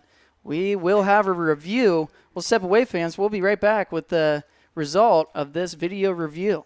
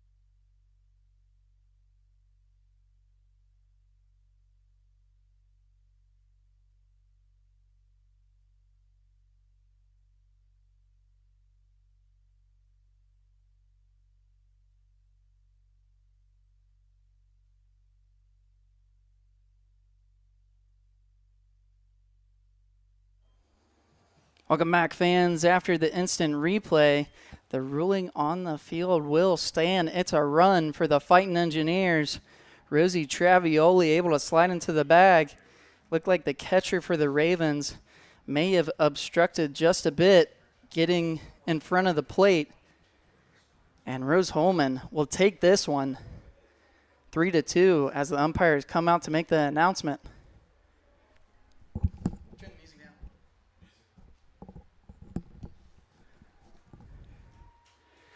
And there you see it. The umpire makes the call. It is a safe call, and Rosie Travioli single-handedly takes down the Ravens almost. It's incredible. She hit that home run early in the game to take the lead, and here she is scoring the game-winning run. An amazing game there from Rosie Travioli. She finishes 2 for 2 with 3 runs scored, an RBI, and a walk. And I mean, coming in as a freshman and being able to do that at a home game of all places must just be an incredible feeling. And Aubrey Smith is the winning pitcher in game number 1. She advances to 7-9 overall this season. And we'll take a look at the losing pitcher for Anderson is Izzy Scott. Izzy Scott is now 1-4 on the year. Well, Logan, 1 down, 1 to go. For now, James, for now. We'll step away. We'll be right back here with game 2 of our doubleheader in approximately 30 minutes. That game will start at approximately 7:45. But for now, Rose-Hulman takes game 1, 3-2. You're listening to RHIT.TV.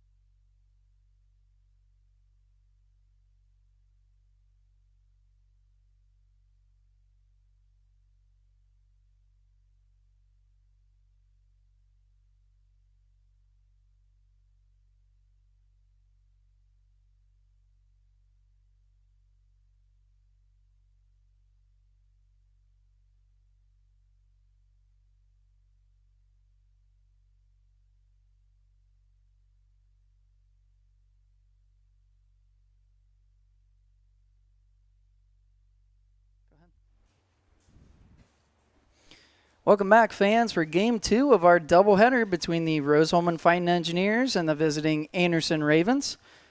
We'll hand it over to Logan Smith. Logan, what's the starting lineups for Game 2? Well, James, first off for the Ravens, batting first in left field, number 15, Avery Owens. Batting second in right field, number 0, Jada McKee. Batting third in center field, number 34, Maddie Shinrod. Batting fourth in designated DP, number 33, Braylon Hattendorf. Batting fifth and pitching, number 17, Ariana Jones. Batting sixth and catching, number 29, Pacey Lewis.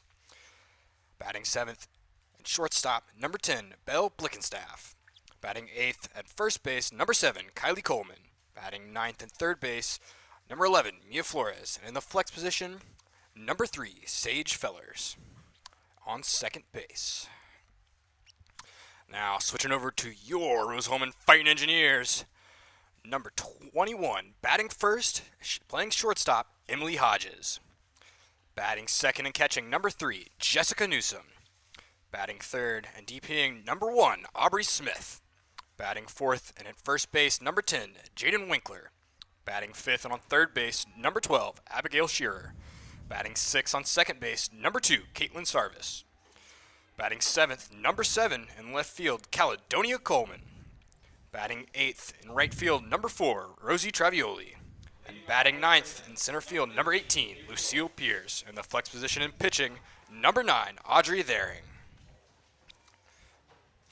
And Logan, we just saw the Rose-Hulman Fighting Engineers take Game 1. That was an exciting one. A final score of 3-2 with Rosie Travioli earning the go-ahead run in the bottom of the 7th. We will start off today with the leadoff hitter, left fielder number 15, Avery Owens. The first one in there for a strike. This one is a chopper that goes foul down the third base line. Logan, you look at the all-time series between these two teams. Rose-Hulman trails with a record of 14-28 after that Game 1 win. Fine Engineers split their doubleheader against the Ravens last season. They fell in Game 1, 7-4, and then bounced back to beat Anderson in Game 2, 12-9. Before that, Rose-Hulman had won 5 straight games against the Ravens dating back to the 2022 season. As that one is a strike. A strikeout looking for Owens for the first out of the inning. Brings up the right fielder number 0, Jada McKee. And with that, you think our series the gap may lessen even more. You hope so. As that first pitch sneaks in there for a strike. As number 0, Jada McKee's up here, I've never understood, James, how they're able to run at the ball like that. I've always thought it was super impressive because you're just... Yeah, slap hitting, I believe is what it's called. And a hard hit ball that goes off the pitcher's foot, it looked like, went and rolled over to Emily Hodges at shortstop. She wasn't able to get the ball to first in time, and it'll go down as a base hit for McKee. Number 34, Maddie Shinrod. That brings up the center fielder, number 34, Maddie Shinrod.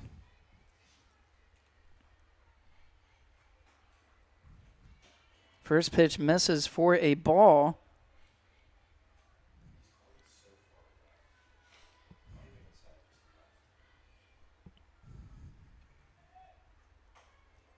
That one misses the zone for ball number 2.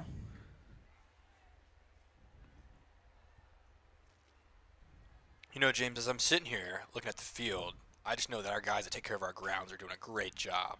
I agree. You saw them out here in between games, and they're raking the field and redrawing the lines. Exactly. It looks clean. It looks straight. I've They been do have a saying great it. grounds crew. I've been saying it since last year when I first started announcing softball games. 2-1 count here. It's a hard hit ball to the shortstop. Takes a weird hop and bounces right around Emily Hodges. That one will be a base hit, a single for Shinrod, and McKee will move to second. That brings up the designated player, number 33, Braylon Hattendorf.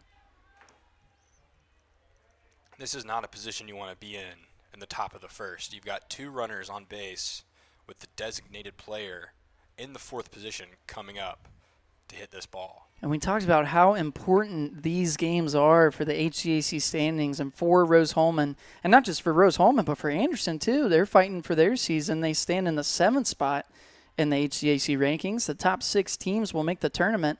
But Rose-Hulman, down there in the 9th spot, they have to win these games to start their run.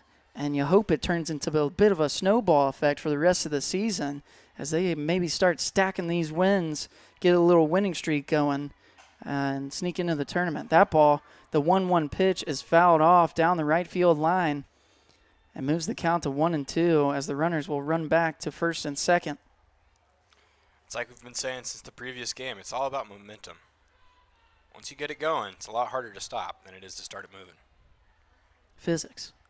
Sadly. Speaking of physics, I still can't believe that there are Jeeps in the bottom of Speed Lake. I don't believe that for a second. What a myth. This one is hit hard over the shortstop's head. It drops in left field. It'll be a base hit, and it will load the bases. Here with 1 out in the top of the first, the Ravens bats getting going early. Not a good sign for the Fighting Engineers. Brings up pitcher number 17, Ariana Jones.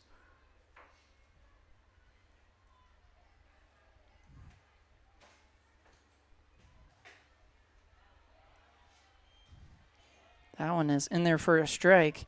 You like to see Audrey Thering in the circle just get a strikeout to try to catch the rhythm. And I know it's early in this one, but it'd be nice for her to really dial it into the zone right now and try to get Rose-Hulman out of this situation, as that one is fouled off for strike number 2. You don't want to get in a funk, because once you get in a funk, your headspace is just all messed up. And, you definitely don't want there to be any scoring in the first inning.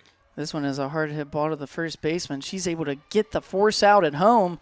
A nice heads-up play by Jaden Winkler. She fields it, and instead of going to tag first base, she sends it down to Jessica Newsom at home, and they get the force out to avoid the run and get the second out. James, I really think they must have me playing down there in the dugout. Oh, yeah? I just feel like whenever I say something, it magically manifests. Hey, you got to start calling some runs here for the Fighting Engineers. Maybe another out here right now, but that one misses high. Batting is the catcher, number 29, Pacey Lewis.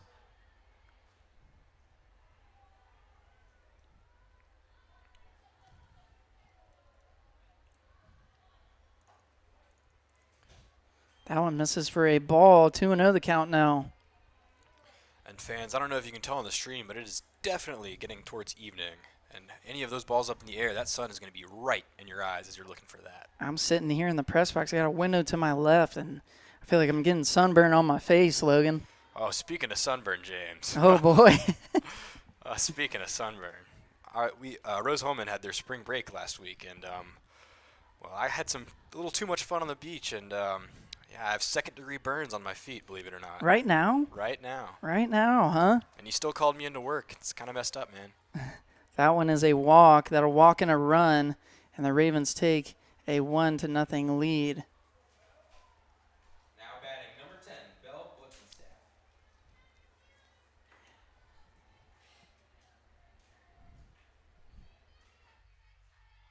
Ryan, can you put the run on the scoreboard? Make sure you're in inning number 1. Number 10, Belle Blickenstaff up here at the bat. Bases still loaded, looking for that last out. The Fine Engineers, you would hope that they would get out of this with 2 outs, try to get Audrey Thering to throw a strike or a strikeout, and unfortunately, she walks that last batter, and it brings in a run. It looks like catcher number 3, Jessica Newsom, went up to talk to Audrey and just see what's going on. Because like I said, you don't want to score in the first inning, especially on a walk.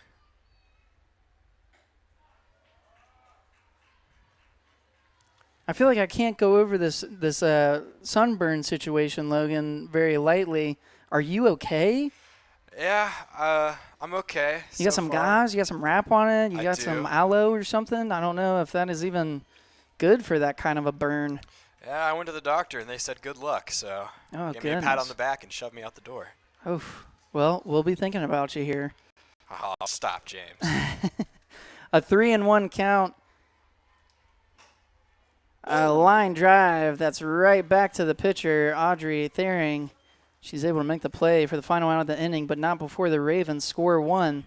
They stand ahead 1-0 as we head to the bottom of the first. You're listening to RHIT.TV.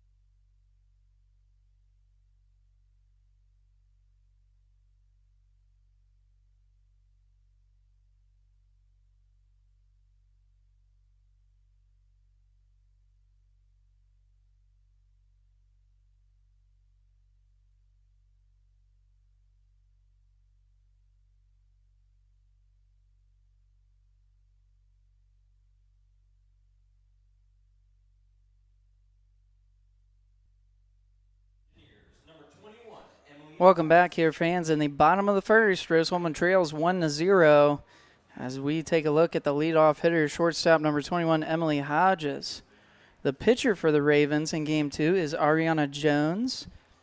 She has a record of 3-4 this season with an ERA of 4.08. She totals 36 innings pitched with 9 strikeouts. Jones sends that ball, misses a little low for ball number 1. You know, if I'm Emily right here and I see that in the first inning they've already got one on the board, I'm going to be raring to go, especially after the adrenaline after the last win and how close it got there at the end.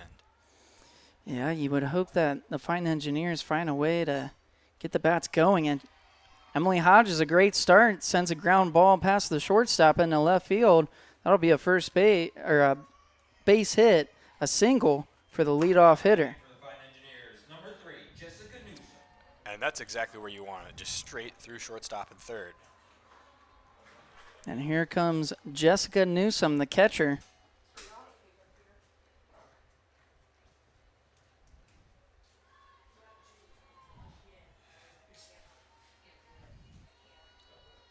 That pitch misses very high and outside for a ball. 1-0 the count.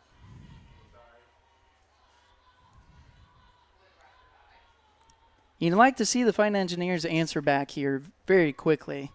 It would be nice to get a run back in the first inning and tie this ball game right back up. That one's in there for a strike. 1-1 the count. I don't know if my eyes were deceiving me, but it almost looked like Jessica Newsom leaned into that and like almost did that lunge. I think she wanted to swing, but no, Jessica Newsom, not a slap hitter. That one she swings at. That pitch was a little high and outside. That'll go down as a strike. 1-2 the count now.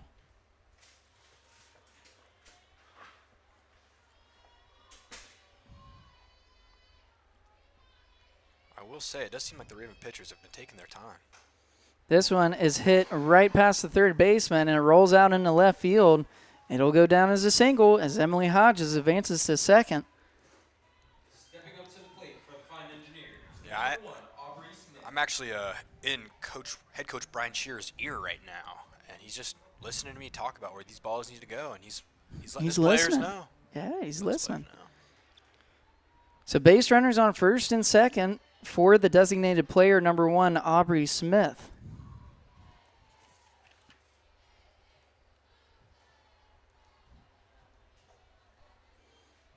That one is a ball. Aubrey Smith has been stellar for the Fighting Engineers. She has a .364 batting average, 22 runs scored, 32 hits, 7 doubles, 1 triple, 4 home runs, and 23 RBIs.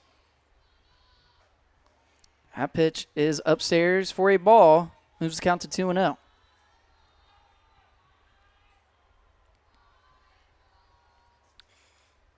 Some chirps from the Rose-Hulman dugout.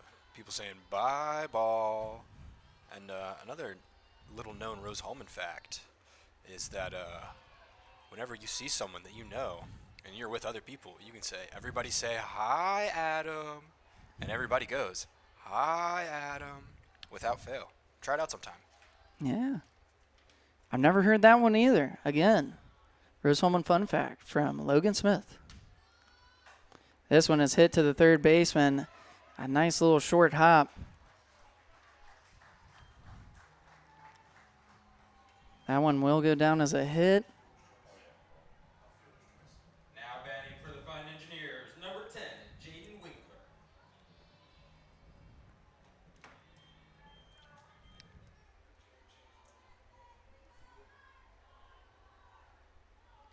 That brings up the first baseman, number 10, Jaden Winkler.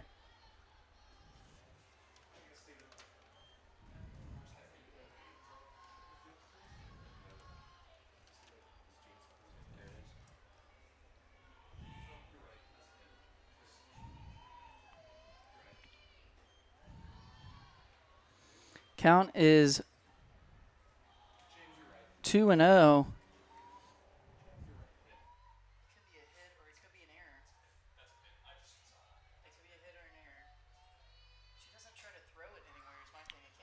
Hit it up as a pop fly and caught by second baseman. That's number 3, Sage Fellers. Sorry, fans. I was trying to figure out the call on that last play. I think we're going with hit. That is a hit by Aubrey Smith. While James bounces his mini tasks up to bat, number 12, Abigail Shearer.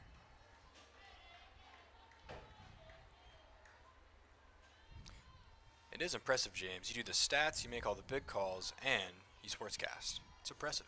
Thanks, man. You know, I stay busy. I'm a Fighting Engineers super fan, you could say.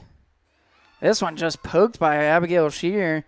She looked like she was trying to check swing, and she got a piece of it. I think she was a little surprised that she made contact with that ball. She did not look happy. She threw her head back in frustration and then started running. And then she got thrown out at first. That will be the third out of the inning. Rose-Hulman still trails 1-0 as we head to the top of the second. We'll step away. You're listening to RHIT.TV.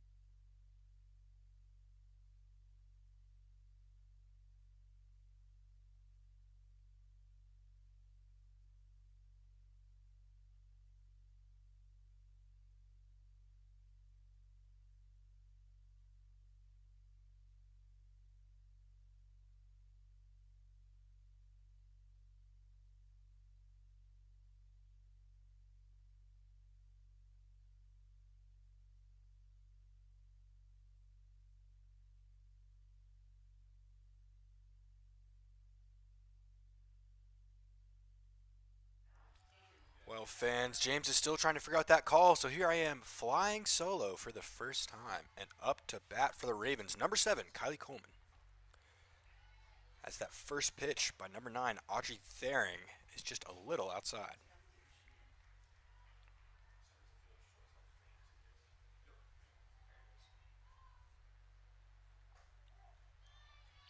straight down the middle. Beautiful strike, making the count 1-1. I also will say this umpire is a lot clearer than the last umpire of the last game. You know when it's a ball, and you know when it's a strike. Some good contact up to right field. But right fielder Rosie Travioli is able to get under the ball and make the play. It's the first out at the top of the second. And up next to bat for the Ravens, number 11, Mia Flores. Mia Flores plays on third base and is a freshman, so she's definitely trying to prove herself. Makes some contact as it bounces to second base and then is tossed to first for the second out of the top of the second. Now batting, number 15, Avery Owens. That moves us back to the top of the roster for the Ravens, and number 15, Avery Owens. She's warming up her swing, hoping to get on the board for the Ravens, or at least get on base.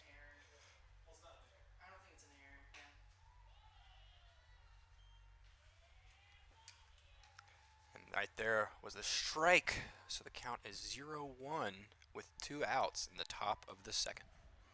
I'm back, Logan. I'll let you keep the play-by-play going. You're doing a great job.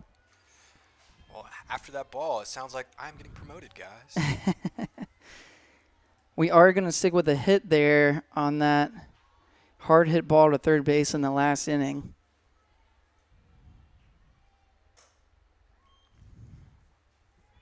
Seems like number 15, Avery Owens, is mad at her head coach as she fouls that off towards the third base and almost takes her head coach out.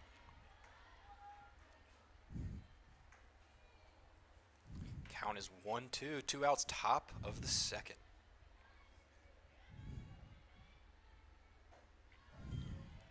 Quite a high ball, making the count 2-2. Audrey Thering probably trying to psych out number 15, Avery Owens.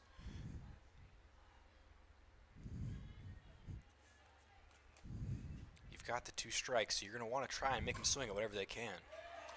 Just enough contact to get the ball on the ground in between that shortstop and third, as outfielder in left field, number 7, Caledonia Coleman, throws in, and number 15, Avery Owens, is able to get on base. A nice hit ball there by Owens, Logan. She got it right past the shortstop, Emily Hodges. And we've seen this before, the Ravens, a 2-out rally. They've done it before. This can be a little nerve-wracking when you have someone on base. It definitely can be, especially when you see number 0. Oh. Got her. Attempted steal by number 15, Avery Owens, to second, but she does not make it in time. And A nice throw by Jessica Newsom. Absolutely. Get that out, and that is the end of the top of the second. Don't go anywhere, fans. We'll be right back. You're watching RHIT.TV.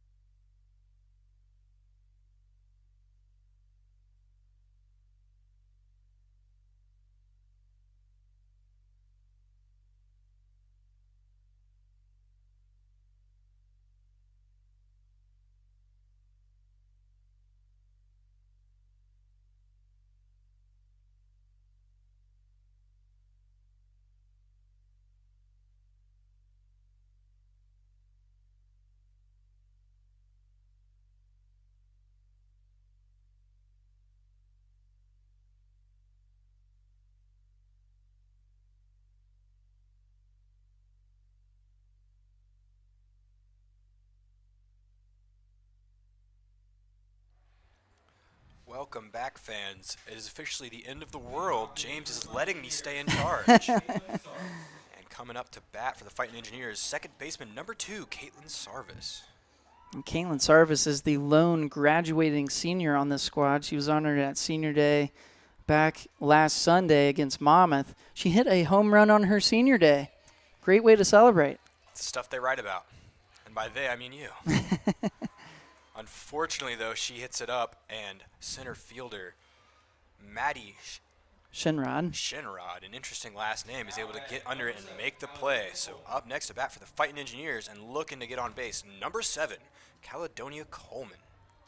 Got one out in the bottom of the second, with the Ravens leading 1 and Engineers at nothing.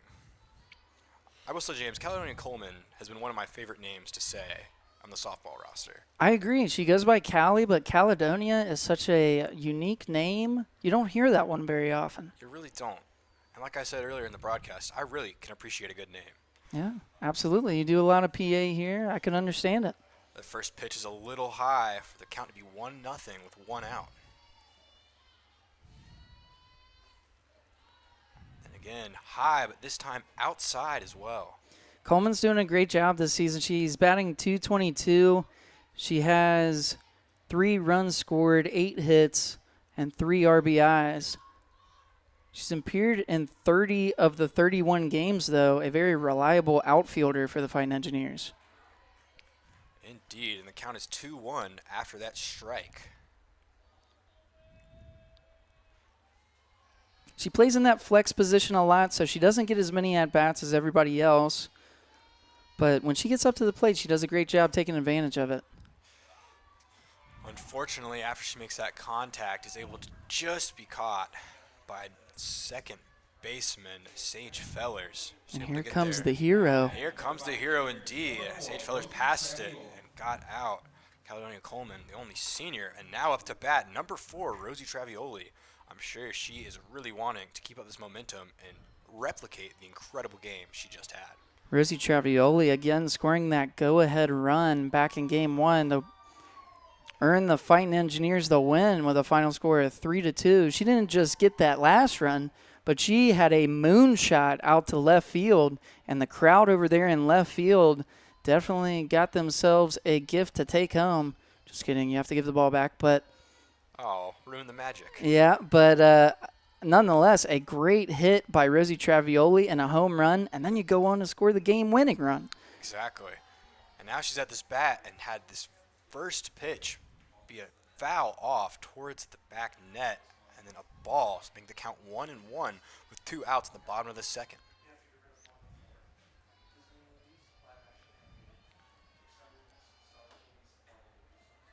A little bit of a slower ball, but on the outside, and Travioli is able to have a great eye on it and maintain control and not swing. After that stellar game, Rosie's batting average goes up to .415 on the season. She has 18 runs scored, 27 hits. Some contact on the ball, but it flies up, and first baseman Kylie Coleman is able to catch that and end the bottom of the second. Score currently is Ravens 1, Engineers nothing. Engineers looking to take it back as we enter into the top of the third. You're watching RHIT.TV. Don't go anywhere.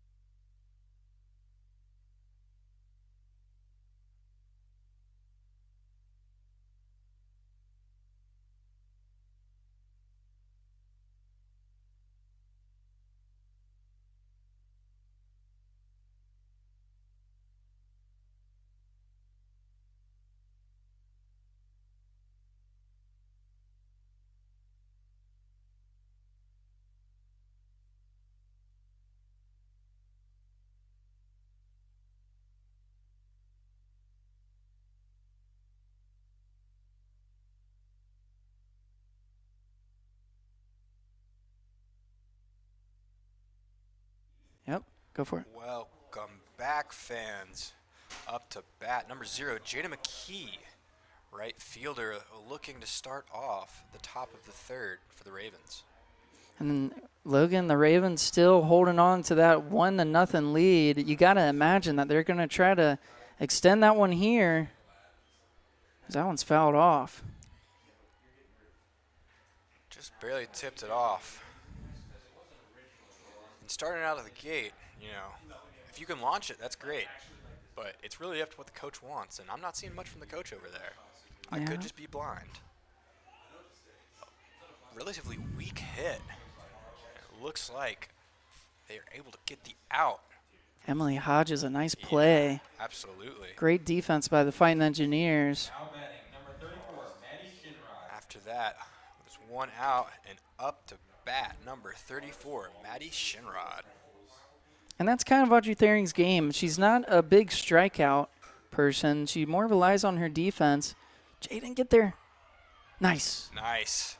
Caught by Jaden Winkler, a nice Jaden play. Winkler, first baseman, number 10. As she catches it and rushes back to first base and is just able to get there and get number 34, Maddie Schoenrod, out. Showed off the speed. She didn't really have. I know Caitlin Sarvis was trying to get over there to cover the bag, and Yeah, Jaden Winkler was like, nope, I got this. I'm going for it. I appreciate the sentiment, but I got this. Now batting and taking that first strike from pitcher Audrey Thering is their designated player, number 33, Braylon Haddendorf. Another incredible last name. Some contact out to the right field, but not a big issue for the Fightin' Engineers, as right fielder Rosie Travioli, the star of these past two games, is able to get under the ball and get the out. Fans, the score is still Ravens 1, Engineers nothing, but the Engineers are coming up on the bottom of the third. Don't go anywhere. You're watching RHIT.TV.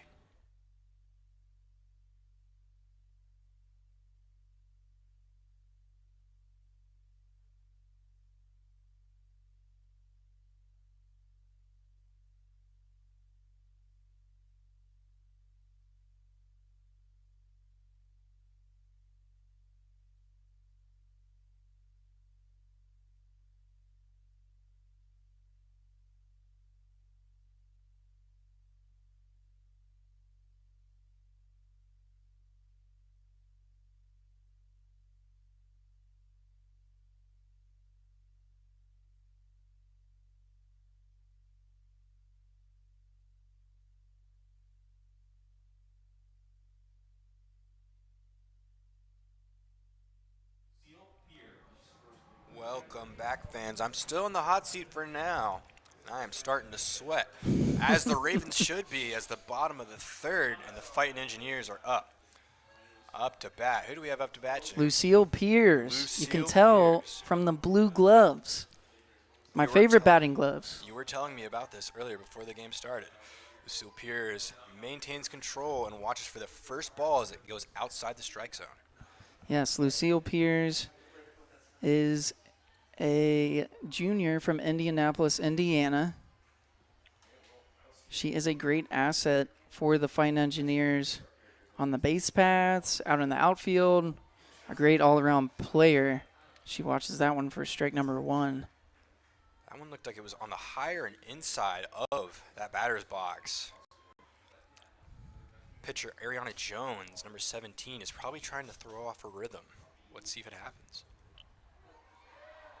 That one catches the outside zone for Wow. a strike. What Just a pitch. Barely outside and low. Lucille has just got to maintain composure and swing at what she knows that she can get. Yeah, 1-2 count now.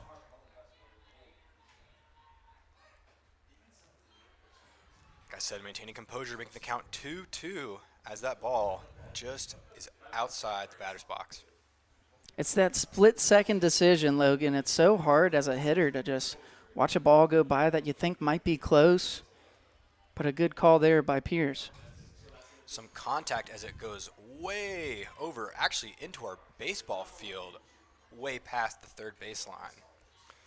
But now that Lucille's got contact, I'm sure she has a taste for more. I know I would want to send it out.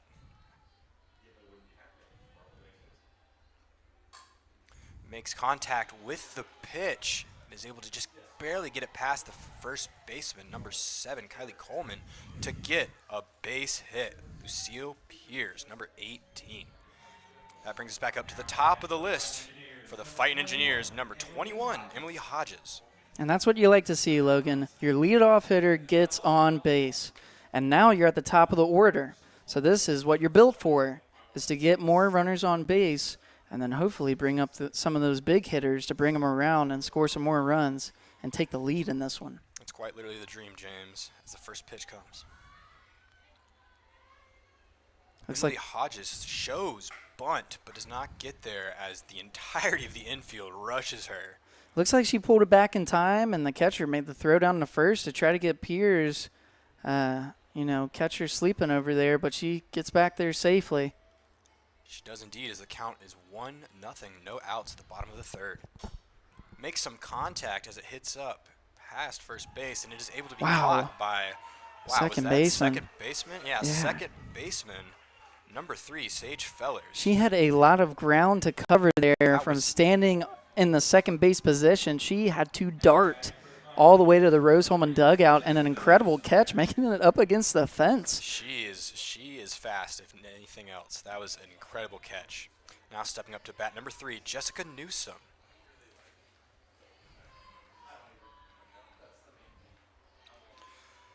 On first base, Lucille Piers looking to steal or any movement that she can get as the count is 1-0 with 1 out at the bottom of the third. And once again, number 3, Jessica Newsom is up to bat. You got to take advantage of the situation. You got to run her on early with a 1 out. Now, it just feels like the Fine Engineers have to get started and get a runner around. Again, it's all back to that momentum as Jessica Newsom clips the top of that ball to bounce it in the dirt and then bounce out to foul. But again, James, once you've got that hit, you don't want to let it go. Foul's a lot better than striking. She's made some contact. Yep. Way outside on the pitch and a little low too. Number 3, Jessica Newsom is able to eye this as the count goes to 2-1. A good eye there by Jessica Newsom. She knows the kind of pitch that she's looking for. We'll see if the pitcher Jones can give it to her. And there it is. Wow. Beautiful hit right in between left field and center field as Lucille Piers is able to advance to third. And give us the 3, Sally. Jessica Newsom is able to get on second base. Incredible hit. It was beautiful. Couldn't have written it better myself, and definitely couldn't have done it better myself. A line drive out to left field. That is exactly what she was looking for. Waiting for her pitch. Showed great patience and jumped on that pitch. A hard hit ball out to left field, a double that puts Lucille at third base, and 2 runners now in scoring position for the Fine Engineers. Wow, and I couldn't even say anything. Oh, but as number 1, Aubrey Smith comes up, designated player. A sacrifice fly out to left field will score the run by Lucille Piers. And it will move number 3, Jessica Newsom, to third place in scoring position. We are all tied up, Logan. All tied up. It's what you want. When Aubrey you're behind, Smith did her job. You just want to pull that momentum back. It's all about momentum. They say it's a physics game. But now up to bat, first baseman number 10, Jaden Winkler, looking to hopefully get number 3, Jessica Newsom, home from third base. The sacrifice fly there, exactly what Aubrey Smith needed to do. Only 1 out. She sent one high into foul territory all the way to the warning track. An impossible throw for that outfielder to make.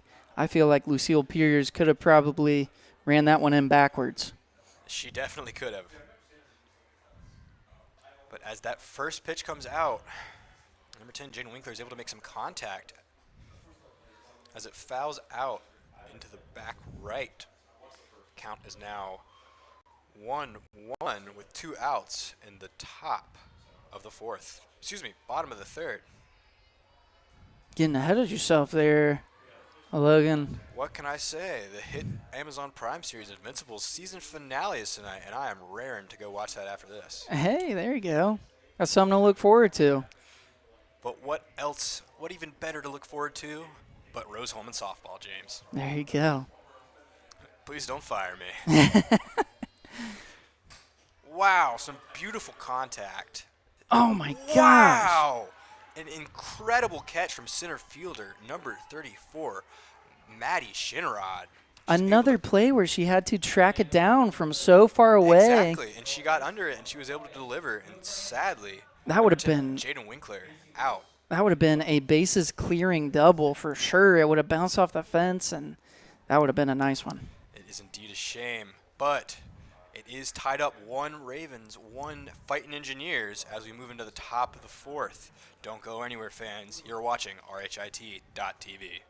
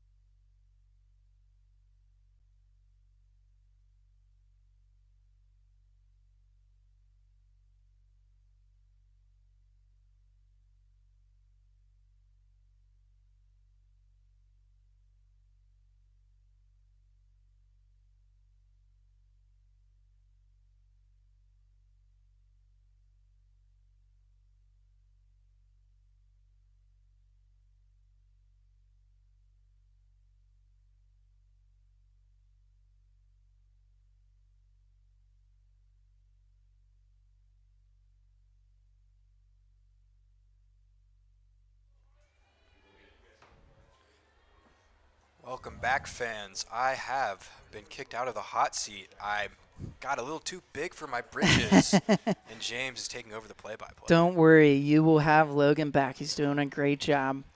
But here now is number 17, Ariana Jones. She swings at the first pitch, and it is a high fly ball in the right field, and Rosie Travioli, routine, makes the play for out number 1.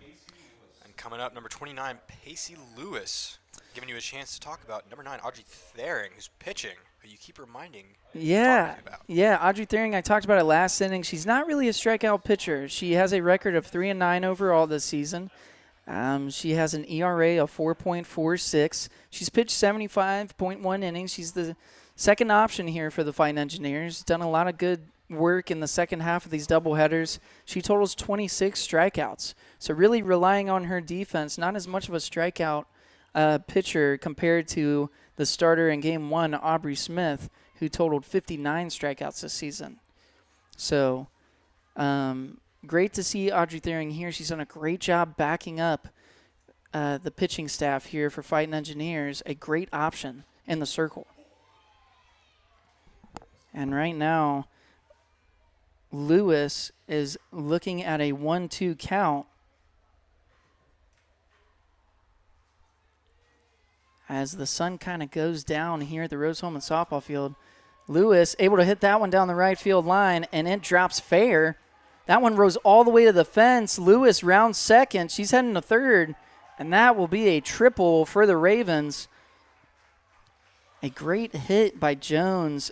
Just lands fair along the first baseline, and it rolls all the way to the fence and gives Jones a chance to, Lewis a chance to show off her speed as she rounds the bases and gets all the way to third. And you saw number 4, Rosie Travioli, just really dive for that ball and try and get it like some of the other crazy plays that we've seen from the Ravens. And just, it's unfortunate, but she's not able to get there. But she does have an arm and is able to get it to stop Pacey Lewis, number 29, from getting to home. That's right. And now batting is the shortstop, number 10, Belle Blickenstaff. She now has a 1-1 count here with one out in the top of the fourth. The score all tied up 1-1. The 1-1 pitch is a chopper over to the pitcher. Audrey Thering able to make the play, and another throw to home plate by Winkler is not in time as that run will score. It's unfortunate, James. It's all about that momentum, like I've said. And now they've got that momentum back. And we saw the last game when they had 2 outs. That was some of their best playing. So you really got to hope, that doesn't happen again. Stepping up to the plate, number 7, Kylie Coleman. Yep, and Coleman takes that pitch and hits it foul for strike number 1. Coleman is 0 for 1 today. She flew out to right field back in the second inning. I will say, James, every time you say flew out, I think of like literally taking an airplane. She flew out there to the field. She's flown in from who knows. Yeah, that 0-1 pitch is taken for a ball, a pitch that was low and in the dirt. And now a 1-1 count here with 2 outs as Anderson now leads 2-1.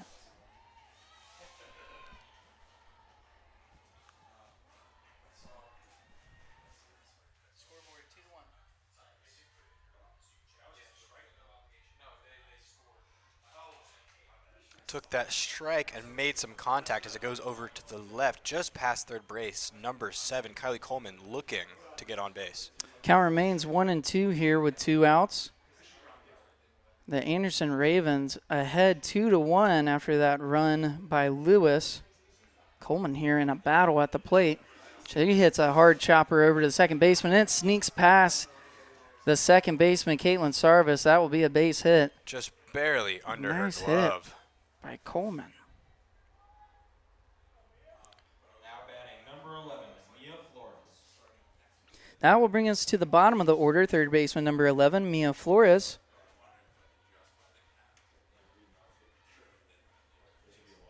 Mia Flores takes that first pitch inside for ball number 1. Flores is 0 for 1 today. She grounded out back in the second.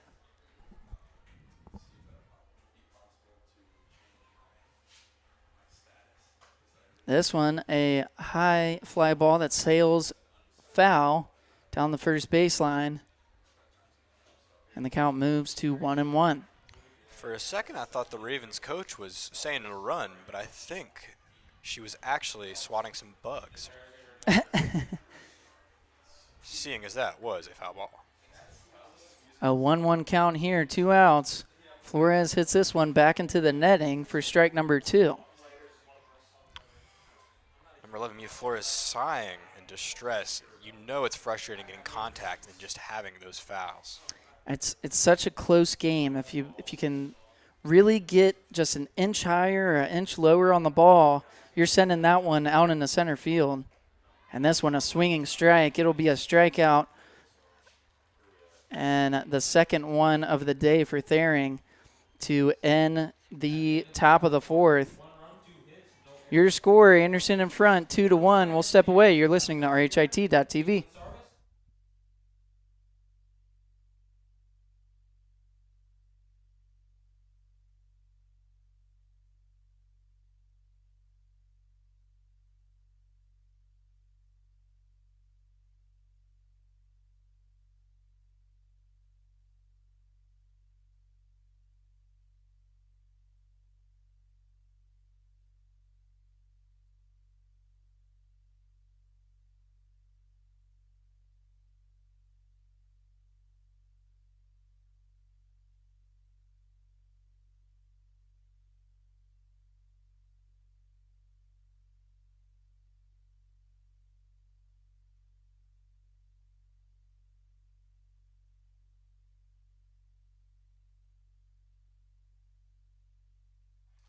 Unfortunate news for the James lovers and fortunate news for the Logan lovers. James is currently talking, so I'll take over for just a few minutes as number 12, Abigail Shearer, third baseman, steps into the box to bat at the bottom of the 4th. First pitch a little high, but she's still able to make contact. No one was there as it sails just over the right shoulder of the second baseman, allowing number 12, Abigail Shearer, to get that base hit. A single by Abigail Shearer. Love to see a base runner here with no outs for the Fighting Engineers. Now batting is number 2, the second baseman, Caitlin Sarvis. Sorry, Logan, had to step away. We replaced some of the signage in our SRC complex. Wow. That one is hit a nice blooper over to left field. Speaking of wow. A base hit for Sarvis. And Rose-Hulman has 2 base runners on with no outs. And that's exactly what you want to do We're in in the that bottom of the 4th. situation. Hitting that little lob right in between where all of the outfielders are, so they all Exactly. have to run for it. Gives the perfect amount of time to get your runner on first advance and you to get another one on first. Yep. Everybody reaches safely, and that brings up left fielder number 7, Caledonia Coleman. She's going to hit this ball so hard, she's going to send it to Caledonia, wherever that is. She goes and lays down a bunt. It'll be a sacrifice bunt back to the pitcher. And she does her job on the sacrifice bunt, advancing both of the runners. Sarvis goes to second, and Shearer goes to third. And only 1 out down as Rosie Travioli steps up to the plate. Again, number 4, Rosie Travioli, the hero of these past few games, walking over to head coach Brian Shearer as head coach Tony Holloway walks up to the mound to talk to his players. He does not want them to get their momentum back as the Fighting Engineers struggle to get that one more run and tie it back up. And, you know, that's exactly right. That's what he's telling his pitcher right now is, listen, you guys got to rely on each other. Take a deep breath. Let's reassess. Let's lock back in and try to break up the momentum for the Fighting Engineers. But right fielder number 4, Rosie Travioli, steps up to the plate, and this is a big hitter for the Fighting Engineers. If I'm pitcher number 17, Ariana Jones, I am terrified right now. Shaking in my boots. And her cleats even. That's right. That first pitch catches the zone, though, for a strike. 0-1 the count.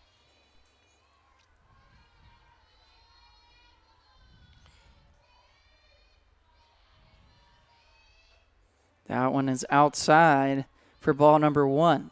Rosie Travioli does not need to rush this. We only have 1 out on the board, and she can wait and pick which pitch she wants to send flying. We talked about some of her recent at-bats. She does a great job of letting the count come to her. She's very patient at the plate as she takes that one for a ball. 2-1 the count now. As a great attribute to a good hitter is being patient at the plate and waiting for the right pitch. It just feels like everything comes back to that momentum and that split-second decision. That one misses outside for ball number 3. If I'm the Anderson Ravens, I don't know. I'd honestly be okay with a walk here. You get a force out at every bag, and you don't have to throw anything nice to Rosie Travioli. It's true. You limit the risk, but then you have bases completely loaded for Lucille Pierce, who just got that base hit her last at bat, and that puts a threatening position of, again, the Engineers tying it up. That last pitch paints the outside corner for strike number 2. It's a full count now with runners on second and third. We'll see what the Anderson pitcher decides to do. Ariana Jones. She winds up, delivers the payoff pitch. It's a foul ball. A high fly ball that goes over the Rose-Hulman dugout. And Rosie looks like she is locking in. She's getting some practice swings as she was running back to her bat. Wow. Making those small adjustments. That's all it takes, really. It is a 3-2 count, fans. The payoff pitch. And that one misses low for ball number 4 as Rosie Travioli takes her base. And the bases are now loaded for the Fighting Engineers. Center fielder number 18, Lucille Pierce, steps up. And I was just about to say, I am a chemist. I'm used to very, very small changes. There you go. It is what makes the difference between a reaction and a not action. Not action. Lucille Pierce swings on the first pitch. It's a line drive over into left center. It'll drop, and that'll bring around multiple runs. 1, 2, and Rosie Travioli gets stuck at third, but 2 more runs for the Fighting Engineers. What a hit by Lucille Pierce. That is a stand-up double for her, and 2 RBIs. Looks like head coach Tony Holloway is walking out to his mound, taking some time. Obviously disappointed that the Fighting Engineers are able to definitely get the momentum at that point as not only tying it, but getting ahead. And it also looked like number 4, Rosie Travioli, could have even scored as well, but head coach Brian Shearer told her to hold off, likely because we're already in the lead. There's no need to threaten that other out. That's right. The Rose-Hulman Fighting Engineers are in the lead. They lead 3-2 now, and it looks like we will have a pitching change. Logan, we're going to step away and let this pitcher warm up. We'll gather some information on the new pitcher. We'll be right back. You're listening to RHIT.TV.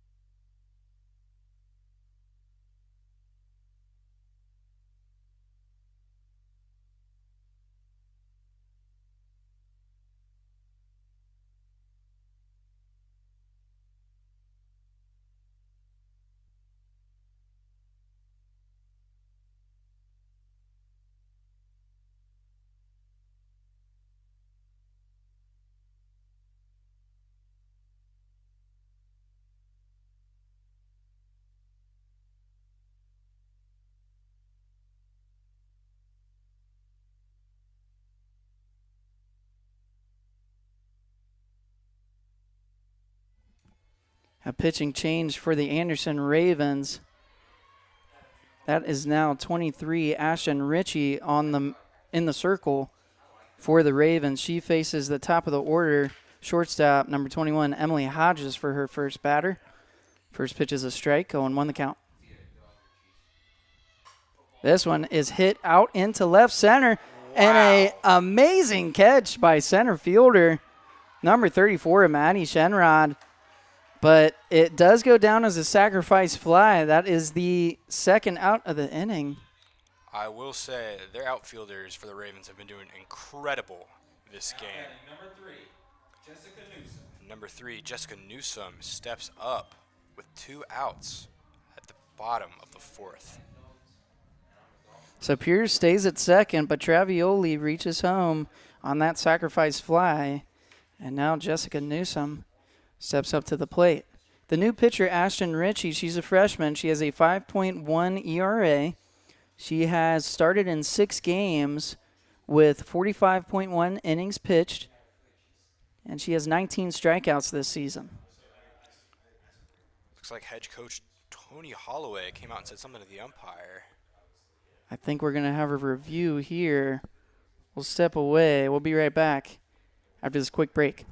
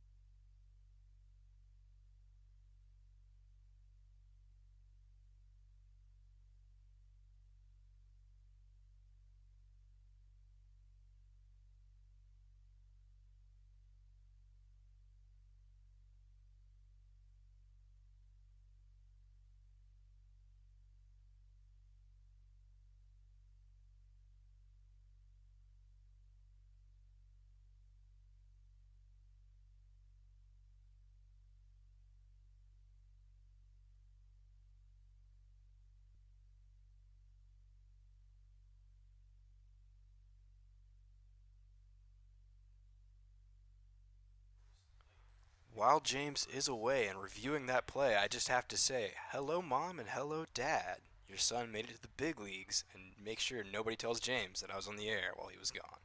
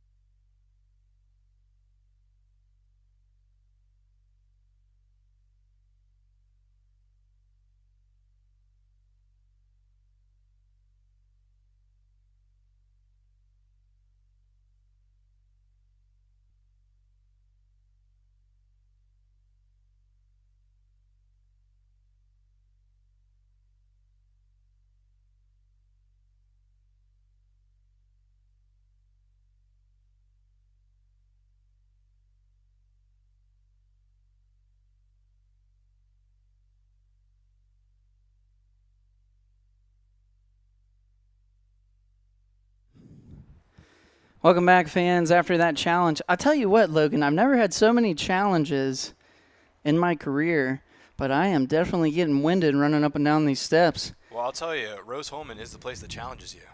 I can confirm as a student here.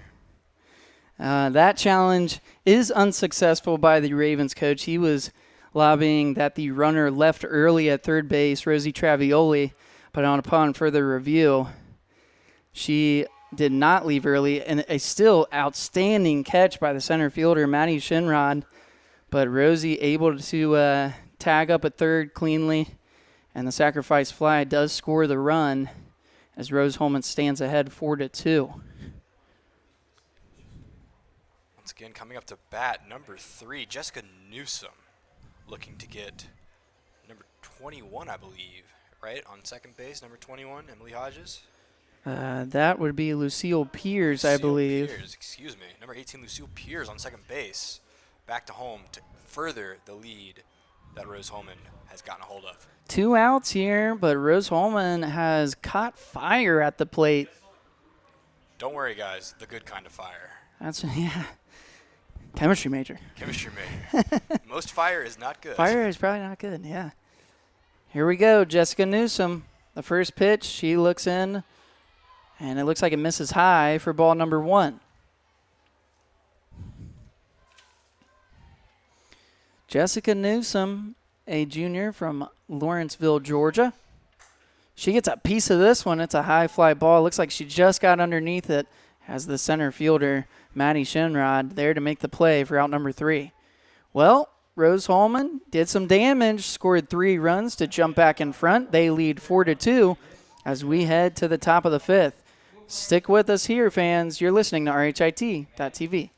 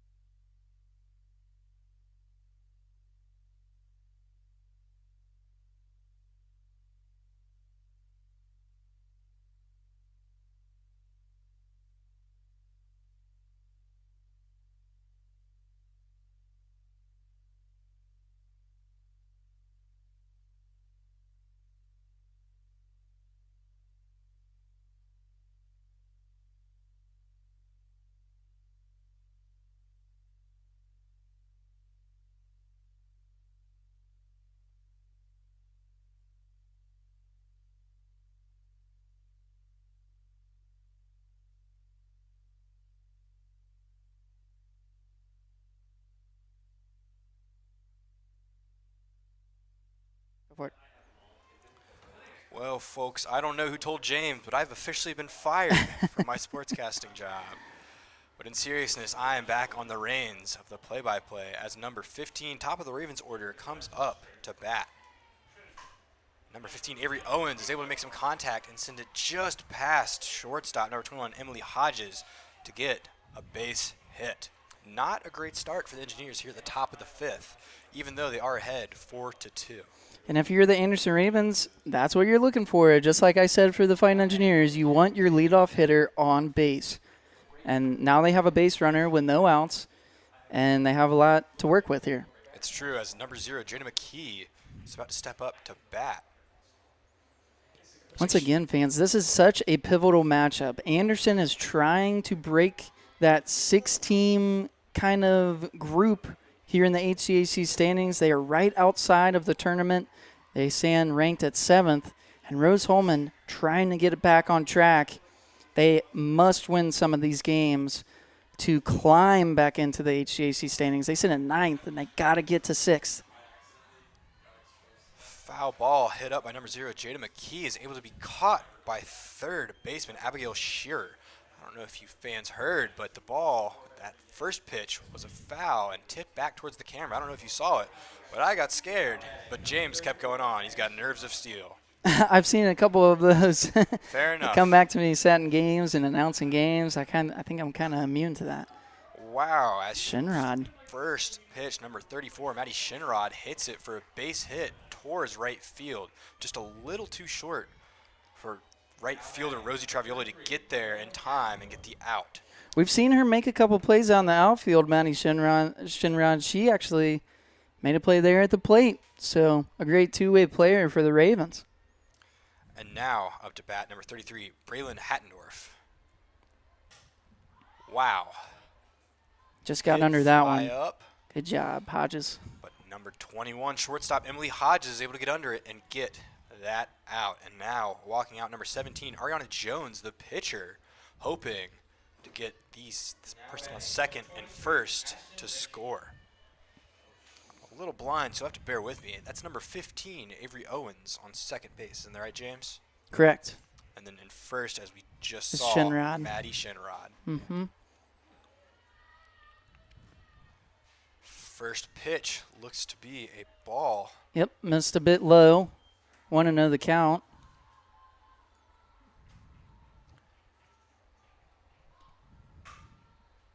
Wow. Oh, unfortunate. And excuse me, that was not number 17. That was number 23, Ashton Ritchie, taking over for the pitcher. She is able to hit it and bounce the ground, and it just slips out of pitcher number 9, Audrey Thering's hand to the point where number 23, Ashton Ritchie, is able to get a base hit. Yeah, an error there by the pitcher. Definitely a play that she would want back. And, right now there's probably some fear on the field as number 29, Pacey Lewis, comes up to hit. Watching for that first ball high and outside as the bases are loaded for the Ravens. This is a bad spot to be in for the Engineers. Pacey Lewis is 1 for 1 today with that run scored and an RBI. She had a walk back in the first inning, and then she tripled back in the fourth inning. Next pitch also just a little high, but definitely closer on the inside for the count of 2-0 with 2 outs at the top of the fifth. The bases are loaded. Rose-Hulman has a force out at every plate. Audrey Thering is going to rely on her defense here. It's a 2-0 count. Strike on that. Out. Definitely hugged the outside of the box, but also definitely a strike. So the count is now 2-1. Again, 2 outs. The overall score being the Engineers 4, Ravens 2. Ravens have bases loaded. And you can see number 29, Pacey Lewis, wants to change that to have a grand slam as she hits that foul off to the right. A nice piece of hitting there. You see all these batters hit so many foul balls. It is literally adjustments of just an inch there or inch there, and that is a big hit. Hit it into the dirt. Great job. Catcher Audrey Thering is able to replace the error that she made earlier to get out number 29, Pacey Lewis, to end the top of the fifth with no runs. No runs. All right, fans, don't go anywhere. You're watching RHIT.TV.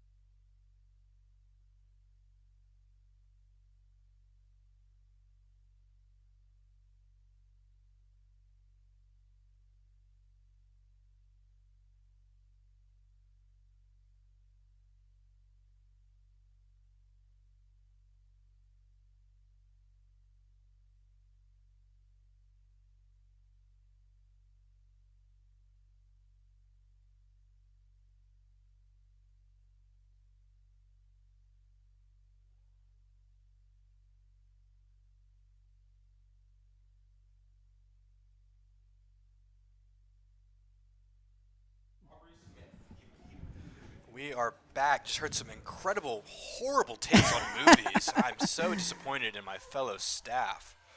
But up to bat, number 1, Aubrey Smith, looking to get some action here at the bottom of the fifth. And action she gets, hit sadly straight to the second baseman, who's able to toss it over to first and get Aubrey Smith out. That is Sage Fellers at second base. A nice play by her, showing off her athletic ability. Able to make a quick reaction and get that play over to first for out number 1. And up next to bat, number 10, Jaden Winkler, the first baseman. Tell us the movie take here, Logan.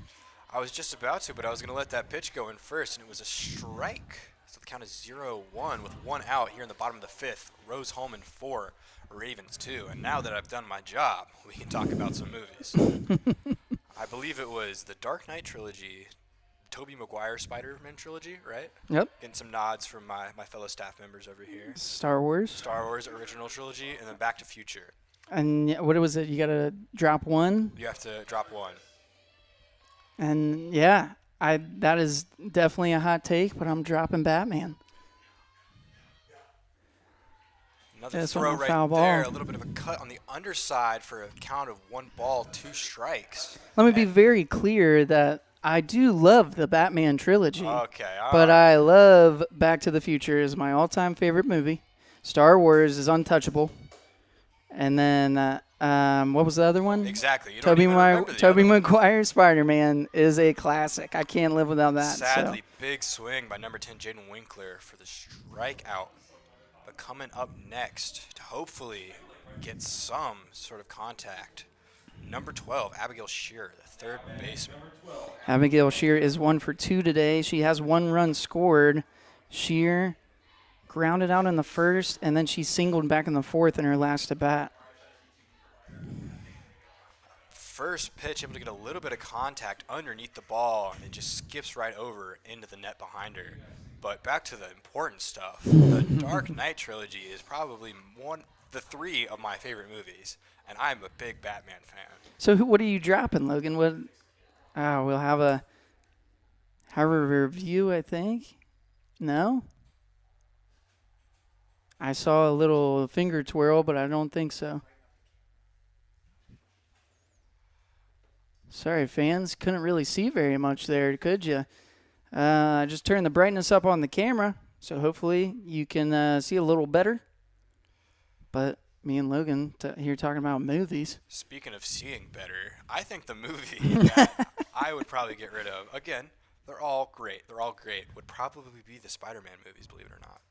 Yeah, it's a tough one. Those are all great movies. I don't want to make anyone upset. It's too late, James. But Back to the Future is just one that people sell short, I think, a lot. I love that movie and that trilogy. You know, James, I really don't think that they sell Back to the Future short. I think there's a big Back to the Future fan base. It did get a trilogy. It seems like there's something going on in the field. They're checking out the bat of Abigail Shear. Not sure if it is an illegal bat or maybe they hear a rattle in the bat. It's interesting because it looked like Rose-Hulman coach Brian Shearer, or even I think Abigail went to the coach. Yeah, I think that even the umpire might have heard a rattle or something and called time for Rose-Hulman to kind of switch out the bat there. And it does look like number 12 Abigail Shearer has a new bat. And I will say, being from South Carolina, I am used to hearing rattles.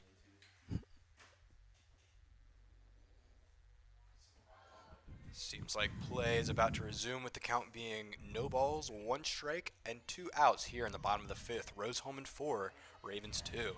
With the pitch outside for the first ball, making that count 1-1. It seems like Rose-Hulman is really trying to get that steam back and keep it because they are just absolutely shouting. And I'm here for it. You'd like to see it. There's 2 outs here, nobody on. And the freshman is up at the plate. We love the support as Abigail Shearer looks that one in for a ball that misses high. 2-1 the count now. Indeed.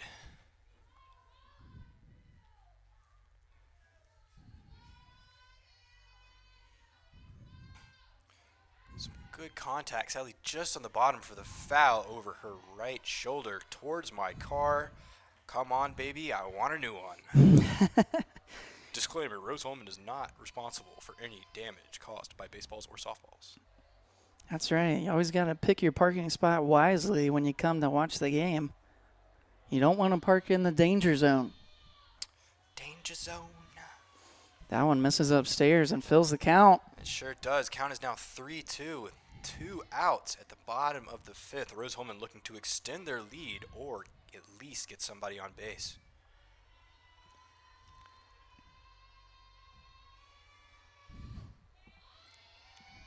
Takes the ball to be able to take her base. Number 12, Abigail Shearer. Coming up behind her, number 2, Caitlin Sarvis, second baseman. Number 2, Caitlin Sarvis. And when you're looking at the scoreboard, you can see again that our hits are pretty much the same. It's a pretty evenly paced game here by both teams. It's just Rose-Hulman taking advantage of the base runners. Wow. A line out by Caitlin Sarvis right to the second baseman. Straight hit. Sage Fellers again there to make the play. And that ends the inning. Indeed it does, but don't go anywhere, fans. As we come back for the top of the 6th, you're watching RHIT.TV.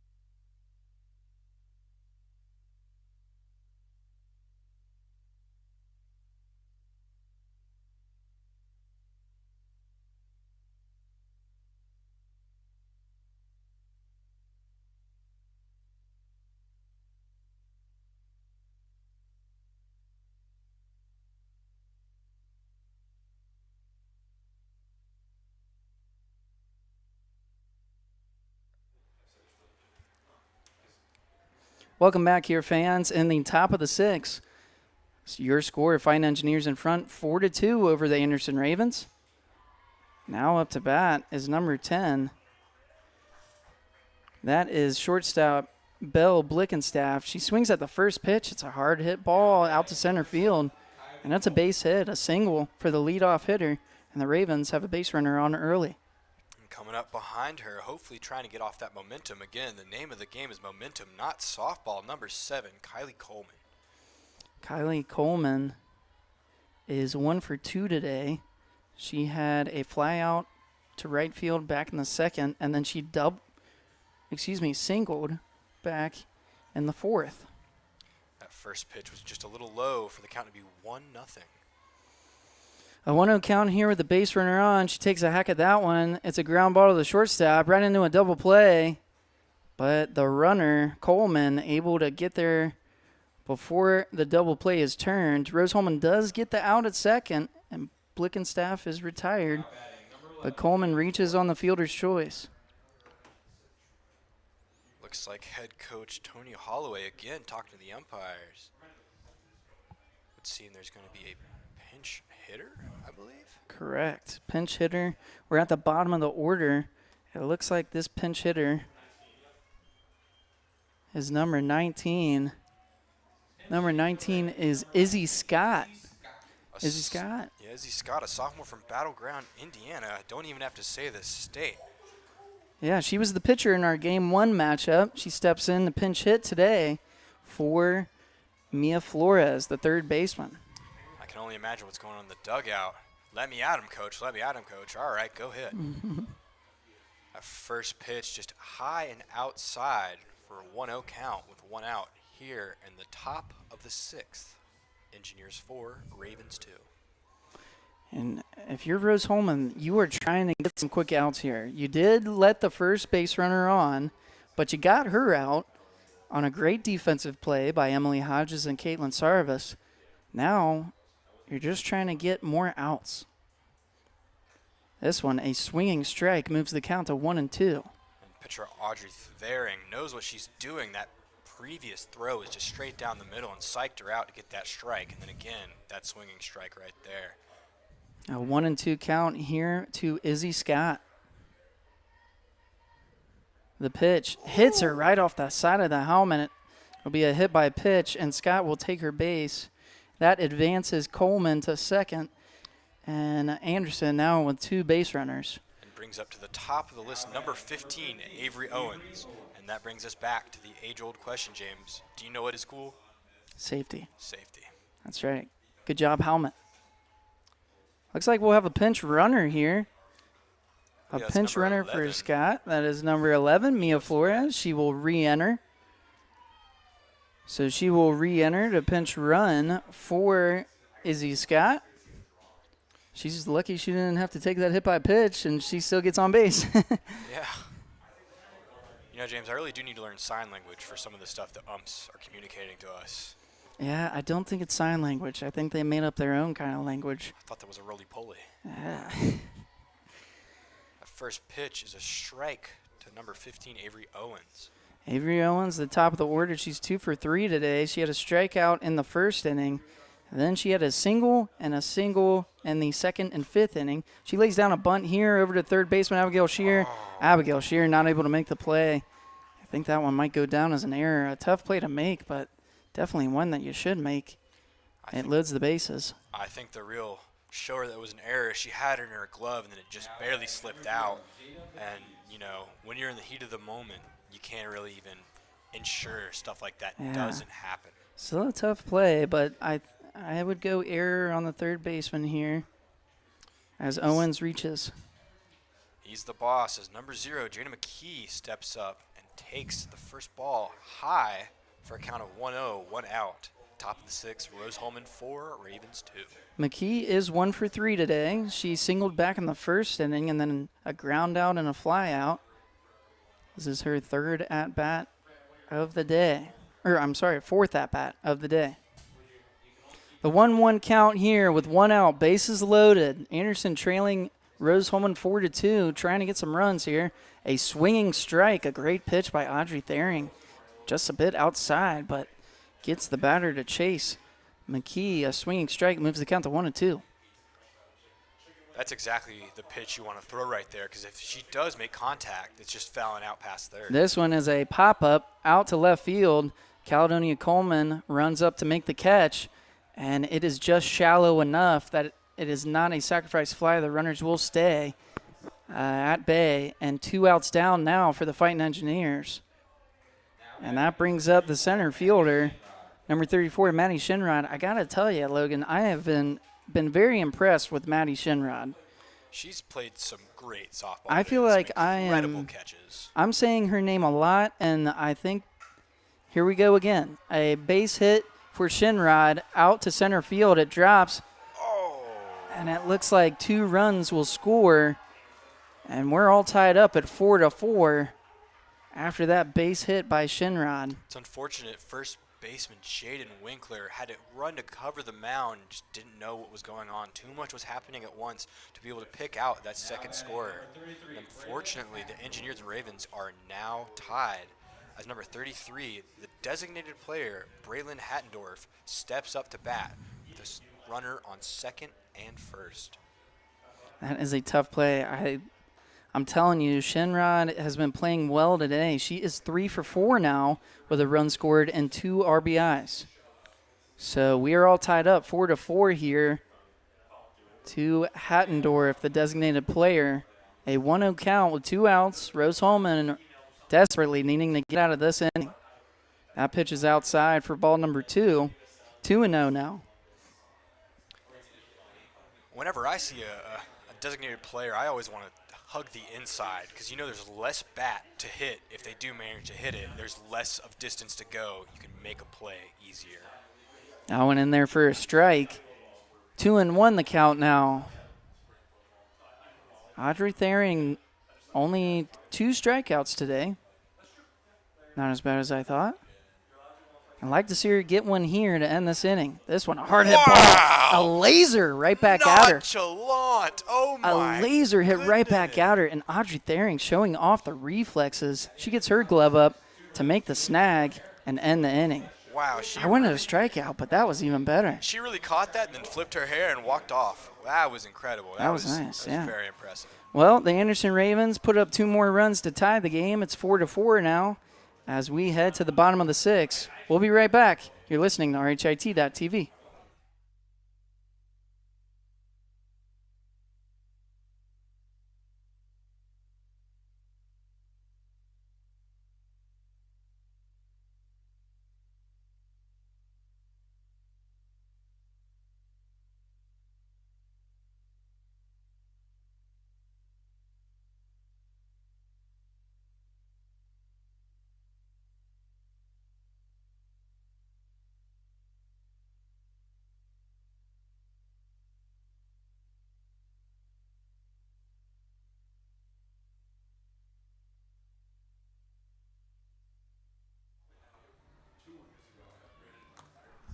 Welcome back here, fans.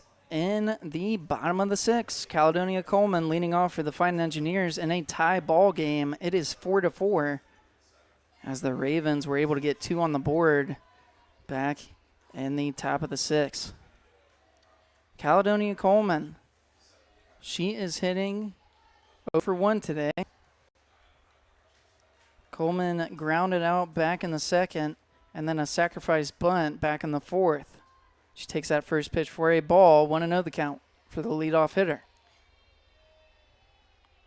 That one is in the dirt for ball number 2. You got a high, then you got a low, and you just hope she doesn't find that middle. But I will say, it is definitely dropping to a lovely 73 degrees outside right now as it dims down and we have those bright stadium lights putting the pressure on both the Ravens and Engineers trying to break out of that tie. That one catches the zone for a strike. Moves the count to 2-1. And yeah, now we're in prime time here, Logan. Indeed we are.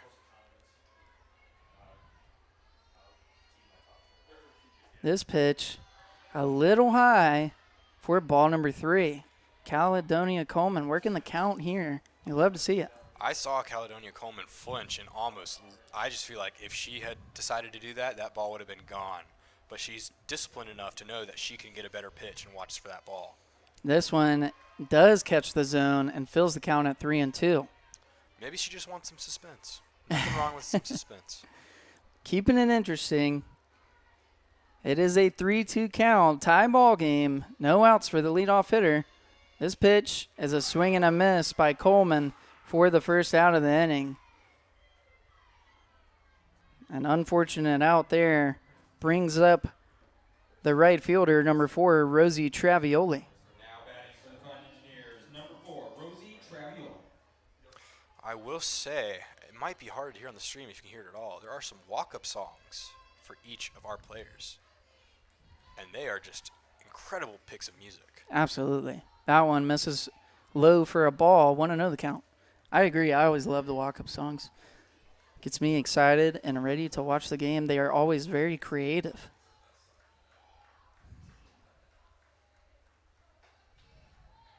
That one misses upstairs for ball number 2. A 2-0 count now for Travioli with no runners on and 1 out. Here in the bottom of the 6th, Rose-Hulman trying to take back the lead in this tie ball game, 4-4. This one, she gets just underneath it. It's a pop-up over to the shortstop, and the shortstop, Belle Blickenstaff, able to make the play for out number 2. Now batting for the Fun Engineers, number 18, Lucille Coming up to follow Rosie, number 18, Lucille Pierce, the center fielder. Probably looking to get some action and try and get on a base so we can get that lead back that we lost the last inning, as there are 2 outs at the bottom of the 6th. Pierce is perfect today. She's 2 for 2. She has 1 run scored and 2 RBIs. She had a single back in the 3rd and a double back in the 4th. That big double with 2 RBIs back in the 4th was huge, giving Rose-Hulman the lead. She swung at that pitch for a strike. The count is now 1-1. A ball on the first pitch and a swinging strike on pitch number 2. It looked like for that second pitch she expected the ball to drop just a little bit more, but it didn't. So she swung just under it. The 1-1 pitch is hit hard to center field. And guess who? Again, Maddie Shinrod there to make the catch and end the inning. Well, we are tied up 4-4 still as we head to the final frame here at the Rose-Hulman softball field. Stay with us, fans. You're listening to RHIT.TV.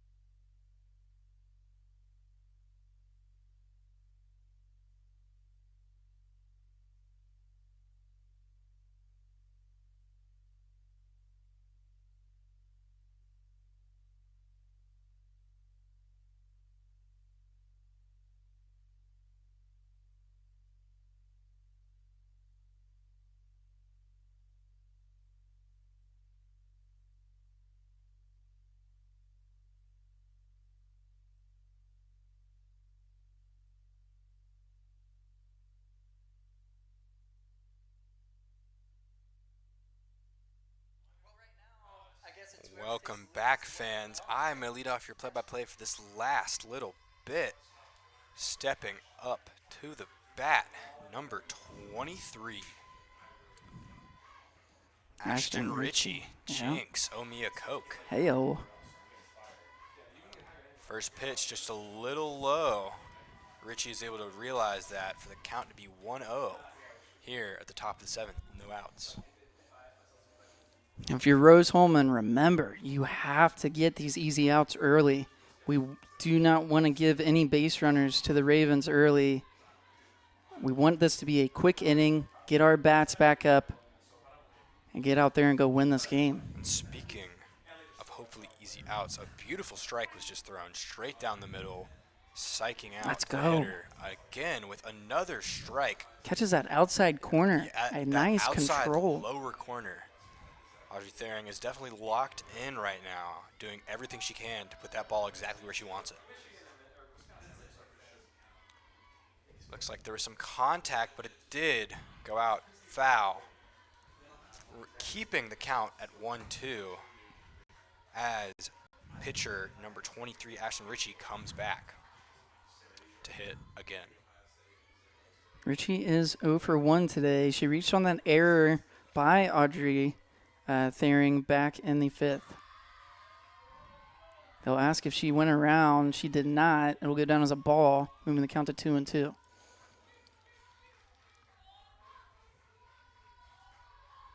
At this point, fans, both dugouts are just letting everyone hear it Let's go. as she hits it down the first baseline, keeping it fair, straight to first baseman number 10, Jaden Winkler, to get, just like we were talking about, that easy out. Now coming up for the Ravens, number 29, Pacey Lewis. Surely wanting to get some scores down and not have this be the end of this crucial game. Lewis is 1 for 2 today with a run scored and an RBI. Wow. She takes that pitch for a strike. Incredible strike. Just zooming straight past her. Audrey Thering, laser focus right now. She is very comfortable in the circle, and she is hitting her pitches. I think when that ball came towards her, wow. That's an unfortunate play. Yeah. It'll be a base hit Base hit for Lewis. by number 29, Pacey Lewis, as it hits the circle and just bounces right over Audrey Thering. Yeah, looks like it came right off the bump, right next to Audrey's feet. Yeah. You would hope that if she was able to get in front of it, she could stop it and get the ball to first. But unfortunately, a base hit there, and it brings up the shortstop. Number 10, Belle Blickenstoff, as that pitch was just a little bit outside. I will say, I was going to say, Audrey, that near-death experience with that ball right by her the face line drive right to her. woke her up like a shot of 5-hour energy. Here we go. One. Wow. Decides not to make the throw, holds on to it. Holds on to it, but throws it down so it does not go past that first baseman, allowing the runner to advance. We are now at 2 outs in the top of the 7th game, all tied up. And for the Ravens, coming out to bat, number 7, Kylie Coleman. How's Kylie Coleman looking, James? Callie Coleman, she is 1 for 3 today with 1 run scored. Coleman has flown out to right field back in the 2nd. She had a single in the 4th. Wow, and she just hit it past shortstop. And shortstop, Emily Hodges, was able to just barely tap it, but it bounced up back towards left field, where thankfully number 7, Caledonia Coleman, was able to throw it in and prevent any more runners from advancing past. There's now a runner on second and first as number 11, Mia Flores, the third baseman, steps up to the plate.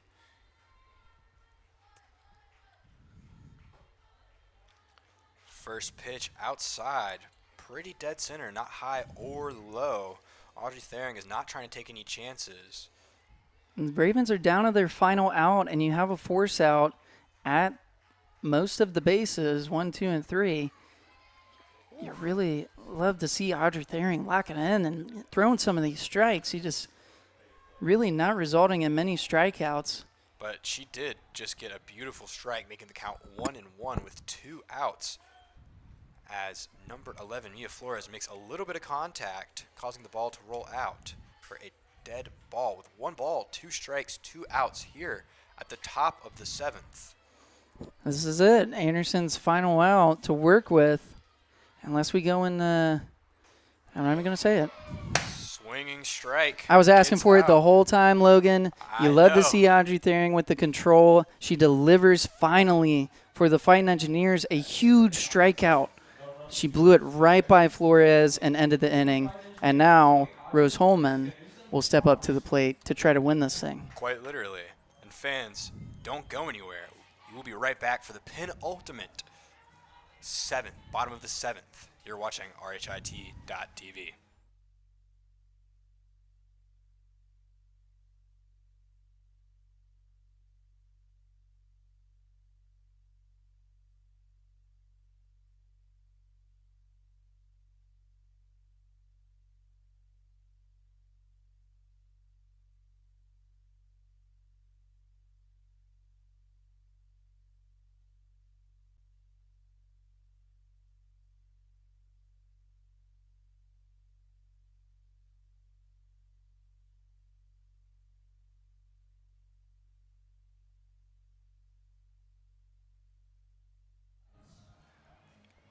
Welcome back, fans. Again, bottom of the 7th, number 21, Emily Hodges, the top of Rose-Hulman's list, swinging here, trying to take home this game. This crucial game, as we've mentioned over and over again. We just need something. It is. It is a crucial game. Rose-Hulman just trying to get these wins. A sweep here kind of starts that snowball effect as they get towards the back end of their season. They start playing the back half or the bottom half of the HCAC rankings. This is where it starts if you're Rose-Hulman. And eventually, hopefully, it's where it ends with a great win as number 21, Emily Hodges, has a great eye for that first one, but then catches a strike on the second pitch for a count to be 1-1. 1-1 the count now. No outs for the leadoff hitter. Some contact. Catcher tries to get after it to get that out, but is unable to make it in time, and it also hits the net. The count is now 1 ball and 2 strikes with no outs here in the bottom of the 7th as Rose-Hulman is looking to take it all home.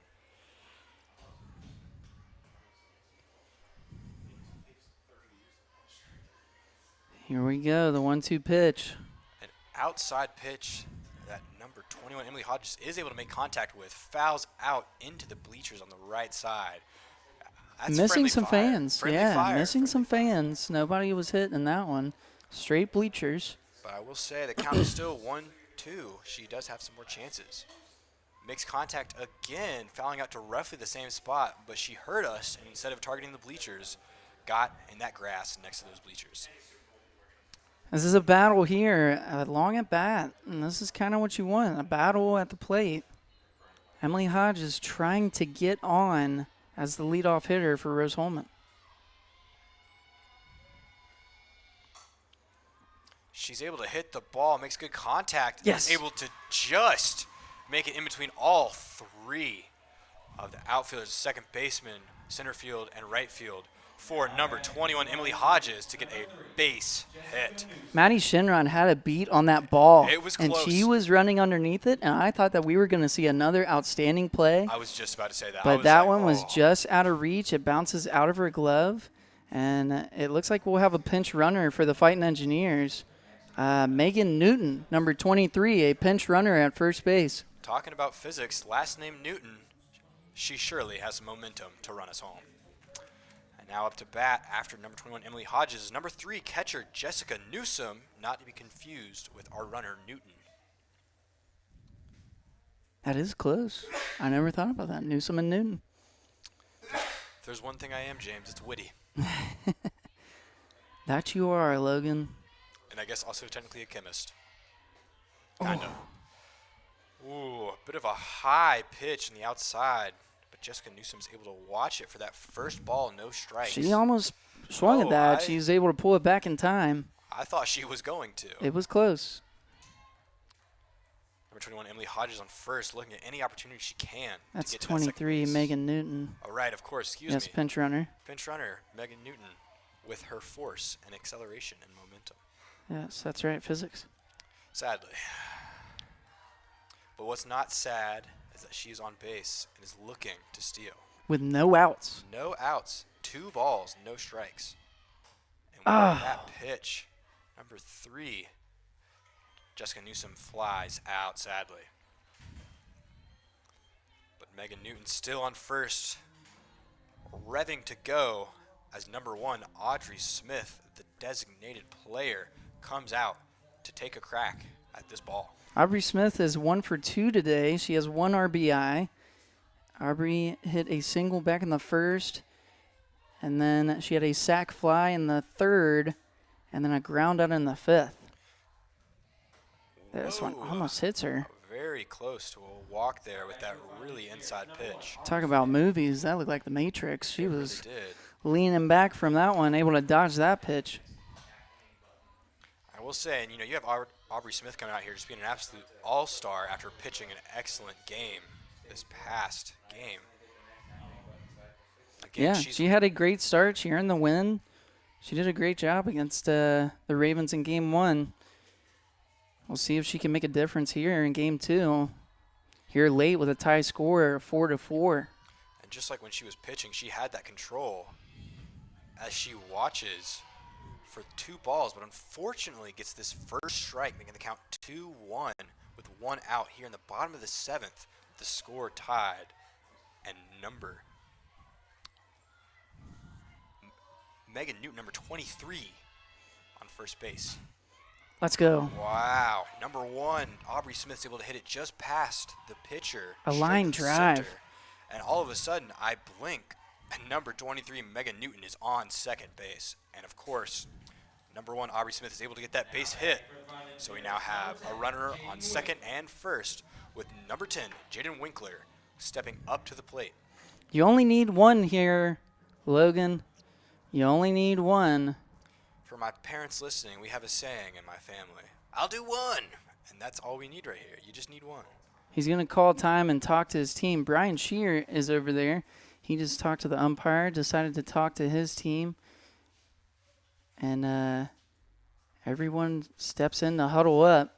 They're going to get some instructions here from Brian Shear. You only need one, Logan. You got base runners on first and second. Jaden Winkler steps up to the plate. Winkler is 0 for 3 today. She popped up to second base back in the first. She flew out to center and then a strikeout swinging. You've got those first 2 contacts, and you just want to get that. But obviously just change it, those little micro adjustments that we were talking about earlier. And if she's able to do that, she's going to turn that to a 1 and 3 and help get this winning run home. You wonder if Brian Shear has something tricky up his sleeve. Is a bunt in play here, Logan? You only have 1 out on the board. If you lay down a bunt, it may be an out, but it does get the runner to third base, and then you're only relying on a hit to win the game. I hear you, and I would definitely say that is an option. But if I'm on third base, Brian Shearer, what I would do is I tell him to swing for it. I think that we've got 2 outs. We've got that extra out. Sure, you could sacrifice and advance, but I don't know. Maybe it's just something in the An air. interesting decision here for Brian Shearer. As the head coach for the Ravens calls time, Tony Holloway is going to go talk to his 43rd pitcher. season as a coach, 43. It's Yeah. incredible. Yep, that is a long time, longer than we've been alive. Actually, James, I'm a 500-year-old wizard, believe it or not. Whoa. News to me, fans.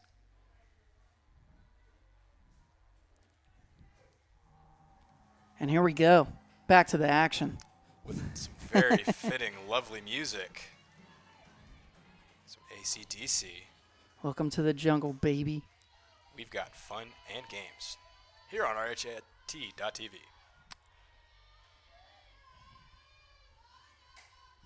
Wow, first pitch, number 10, Jaden Winkler is able to make contact and foul out back to the right.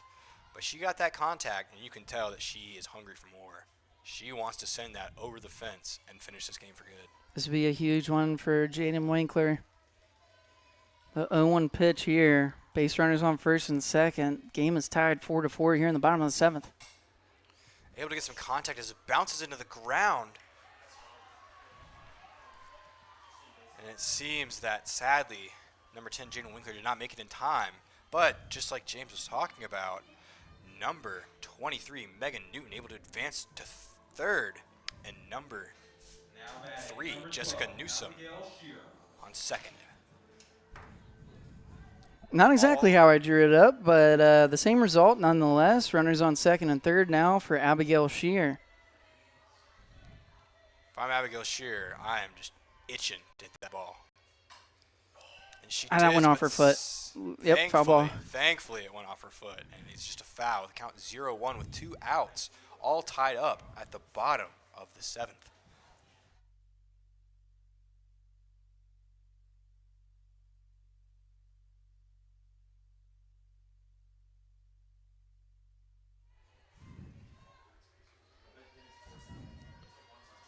Number 12, Abigail Shearer, psyching herself up in the box.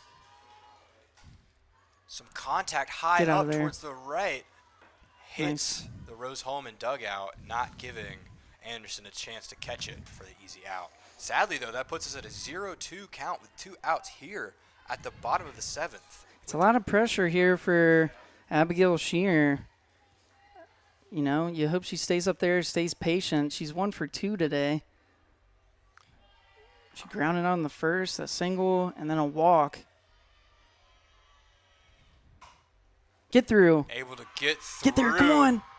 Oh. But is sadly called out at first. And you love to see the effort there by Abigail Shearer. She really was laying it all on the line. It was just shallow enough that the right fielder was able to make a play and get the ball to first in time. But Abigail Shearer, an all-out effort, running as fast as she could, almost diving head first into first base.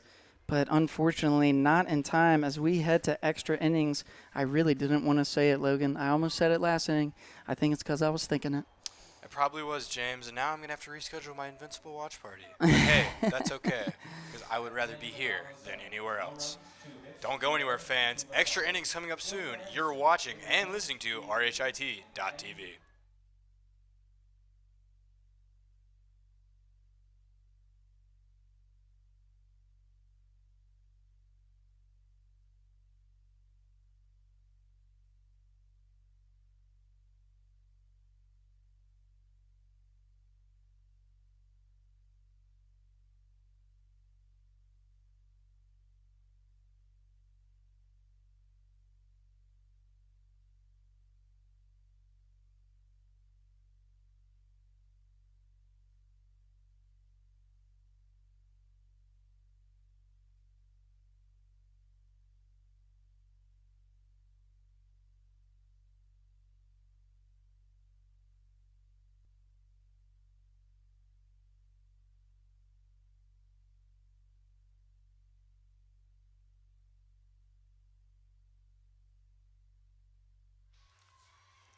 Welcome back, fans, here at Extra Innings. Coming up first to bat for the Anderson Ravens, number 15. Now, Avery Owens at the top of the lineup. With the bunt, able to get that second base runner to third base, and Avery Owens advances to first. You do not want to see this on the very first pitch of extra innings. So now coming up, number 0, Jada McKee, looking to get some contact so the Ravens can get there and score. A reminder, fans, that in the extra innings, you do get a runner on second. So Mia Flores for the Anderson Ravens started this inning on second base. And after that play, the single by Owens, she has moved over to third. If I'm number 9, Audrey Thering, pitching. Oh, no. Oh, she's going to run back. So it's a wild pitch that advances Owens to second. And Flores almost came down and scored at home, but she decided to turn around halfway and run back to third. And still no outs here for the Ravens with McKee up at the plate. So much was happening at once. It was impressive. Another bunt. However, third baseman, number 12, Abigail Shearer, was able to get there so that the runner on third would not advance, but it is called foul. Yeah, looks like it's foul. Head coach Tony Holloway does not look very happy about that. But it's not what he's happy with. It's what the ump's happy with. Again. Nice catch. Wow. And back to third. Wow. No! Did she get it? I can't tell. Yep, she got it. I didn't think that she tagged the base for a second there. Incredible double play. She caught it, and it took a while to tag the base. All she needed to do was tag up it, and I'm so glad she got that out. Yeah, number 0, Jada McKee hit it with second baseman Caitlin Sarvis catching it and Great throwing heads-up over play to third baseman number 12, Abigail Shearer, getting a double here in extra innings. A heads-up play there for Sarvis. She was able to catch the ball, and it looks like the coach may be taking a look at it. I thought the same thing. Abigail Shearer made the catch, but she did not tag the bag. She did not tag the bag. I was wondering if they were able to make the tag on the player or if she did tag the bag with her glove. And we may have a review. I don't know if the coach has any challenges left. And fans, this is the definition of, I don't know, man, I just work here. And I think the umpires are talking it over. Brian Shearer making his case that he doesn't believe that the guy has any challenges left, and I don't know what the call is going to be. It looks like they're gonna keep the play on the field. It is an out. I don't think that the Anderson coach had a challenge left. I would like to see that play again, but glad that they are keeping it an out. That brings up, 2 outs. big bag center fielder, number 34, Matty Shinrod. I was worried about this. A little bit of a high pitch from Audrey Thering. Probably just a little worried after the crazy track record that number 34 center fielder Maddie Schoenrod has had this game. Makes some contact, hits up to right field as everybody scrambles for it. That's a fair ball. Sadly, the ball is... That is a hit. Ump is not calling it. Ump is calling it a foul ball. It's a foul ball. That's what looks like. Ump's throwing his arms up. That was close, fans. That one was right on that first base line. It looked like one of the fielders, I think it might have been, I don't think it was Rosie. One of the fielders that was out there was able to get a glove on it, but it was right over the line. I believe it was actually Caitlin Sarvis, and from what I saw, I thought that it was a foul, actually. But Okay. Yeah, I didn't get a good look on it. And, up here in the press box, you see elevated view. That was a close one, though. 1-1 count here. Just that one's in there for a strike on the to Shinrod. inside. But it's still a strike. Count is 1 ball, 2 strikes, 2 outs here at the top of the 8th. With a runner on second. It's almost like we just started at 2 outs. Contact is made, but it goes foul just past the third baseline. Again, the count still 1-2 with 2 outs. It really is now or never. A 1-2 count, 2 outs. Rose-Hulman trying to get their bats up to make a run at this game here in extra innings. That pitch was outside for a second ball. Count being 2-2 with 2 outs. Really is down to the wire. Contact is made, but again, goes foul as it bounces off the ground. Shinrod is 3 for 4 today. She has 1 run scored and 2 RBIs. She has been the star hitter for the Ravens in this one and the star fielder. She's been great on both ends, offense and defense. And she's staring at a 2-2 count. That one sneaks just through. Sneaks just through for shortstop number 21, Emily Hodges, as number 15. A leadoff hitter, Owens, Avery Owens gets able around. to score. But all is not lost. There are still 2 outs with the runner Maddie Schoenrod on first and number 33, Braylon Hattendorf, designated player, stepping up to the plate. Hattendorf is 1 for 4. She had a single back in the first, but other than that, it's been a fly out, and a line out to the pitcher. And a strike right there, starting us off with a 0-1 count, 2 outs.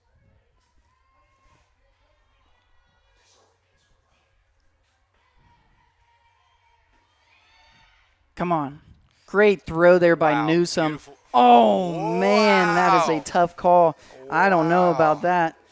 That was a incredible throw by Newsome right next to the bag, and it put Sarvis right there. I thought that was an out. I thought that was easily an out. Maybe she got her hand around or something like that, but it's a 1-1 count nonetheless. 2 outs here in the top of the 8th inning.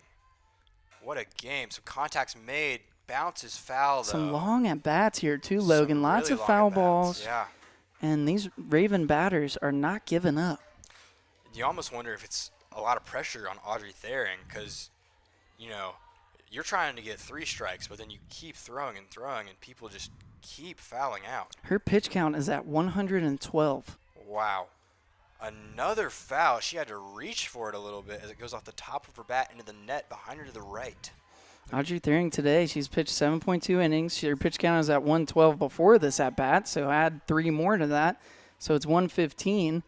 and she's given up 3 earned runs and 3 strikeouts. A great showing for her, but this is a marathon for her. Oh, Wow, man, some just underneath solid it. connection made underneath.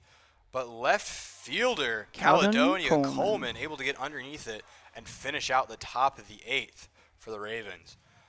Fighting Engineers are looking to score at least 1, hopefully 2, to finish off the end of this game.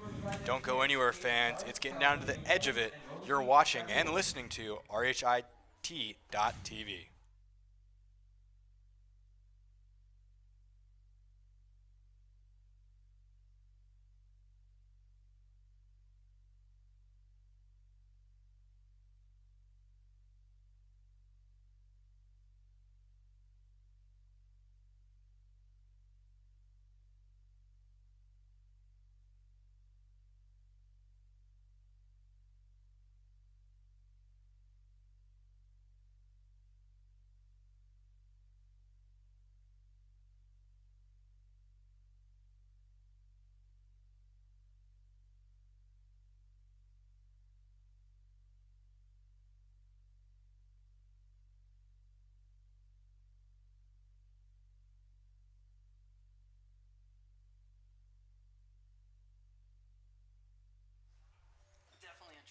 Fans, we are back. We know both teams are raring for this game to get finished up as number 2.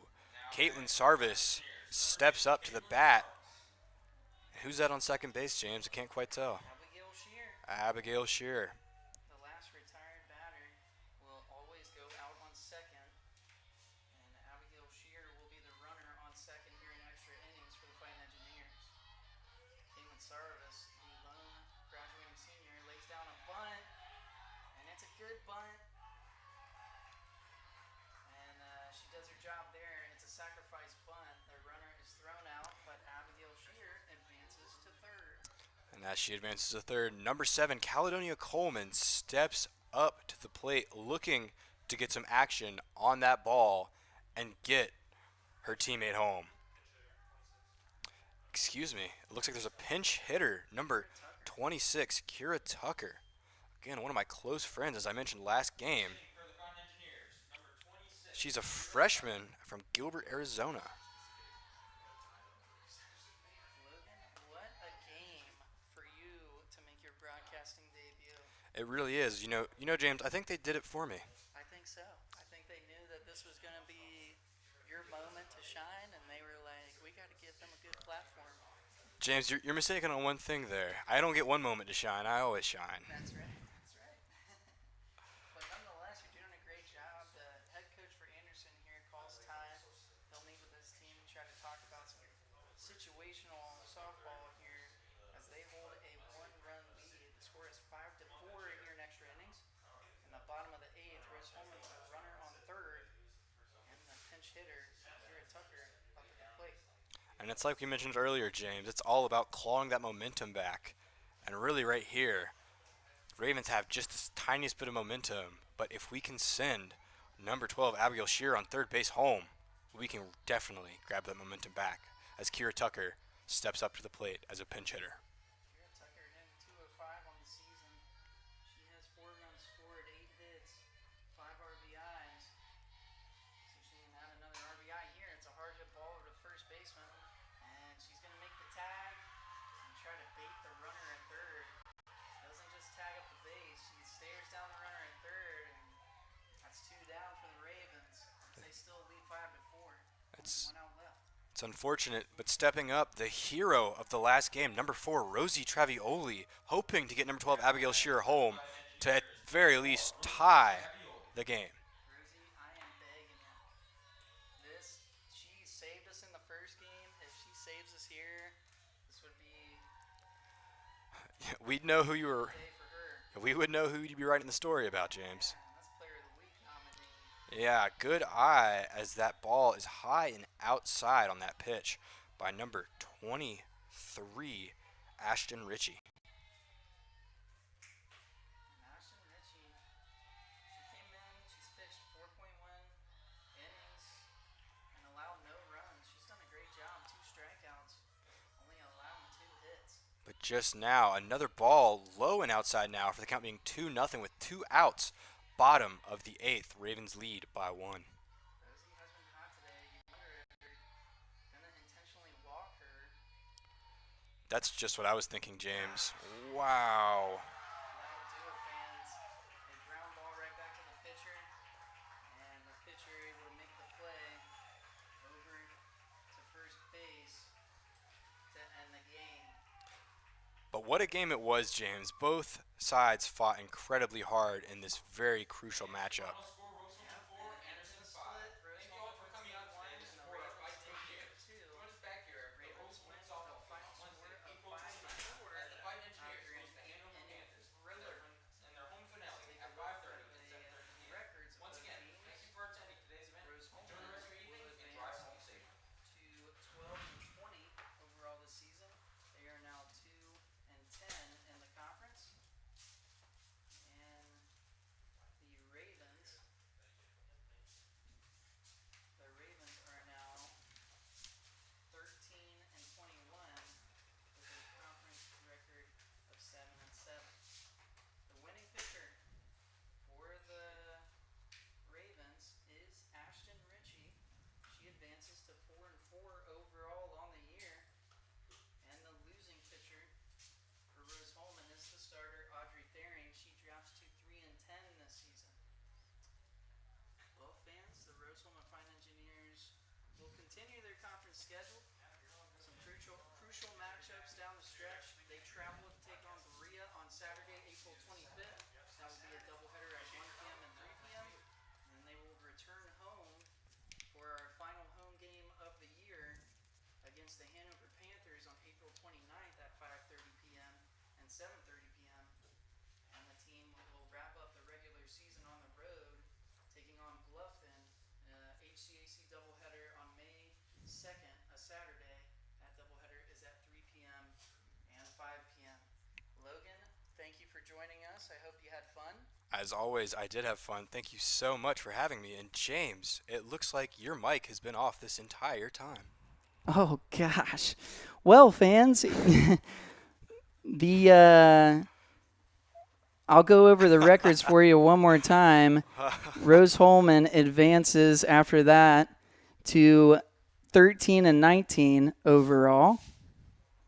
And the Ravens advance to, it will be 13-21 overall. The Ravens are now 7-7 in the conference, and Rose-Hulman, I don't believe I said their conference record. They are now 2-10. We look ahead to Rose-Hulman's schedule coming up. They will play Berea on Saturday in a doubleheader on the road at 1 and 3 p.m., and then they will return home to face Hanover on Wednesday, April 29th at 5:30 and 7:30 p.m. before hitting the road to take on Bluffton in a road doubleheader to wrap up the regular season at 3 p.m. and 5 p.m. Well, fans, that will do it for us here at the Rose-Hulman softball field. This is James Vincent and Logan Smith signing off. We'll see you next time here on RHIT.TV.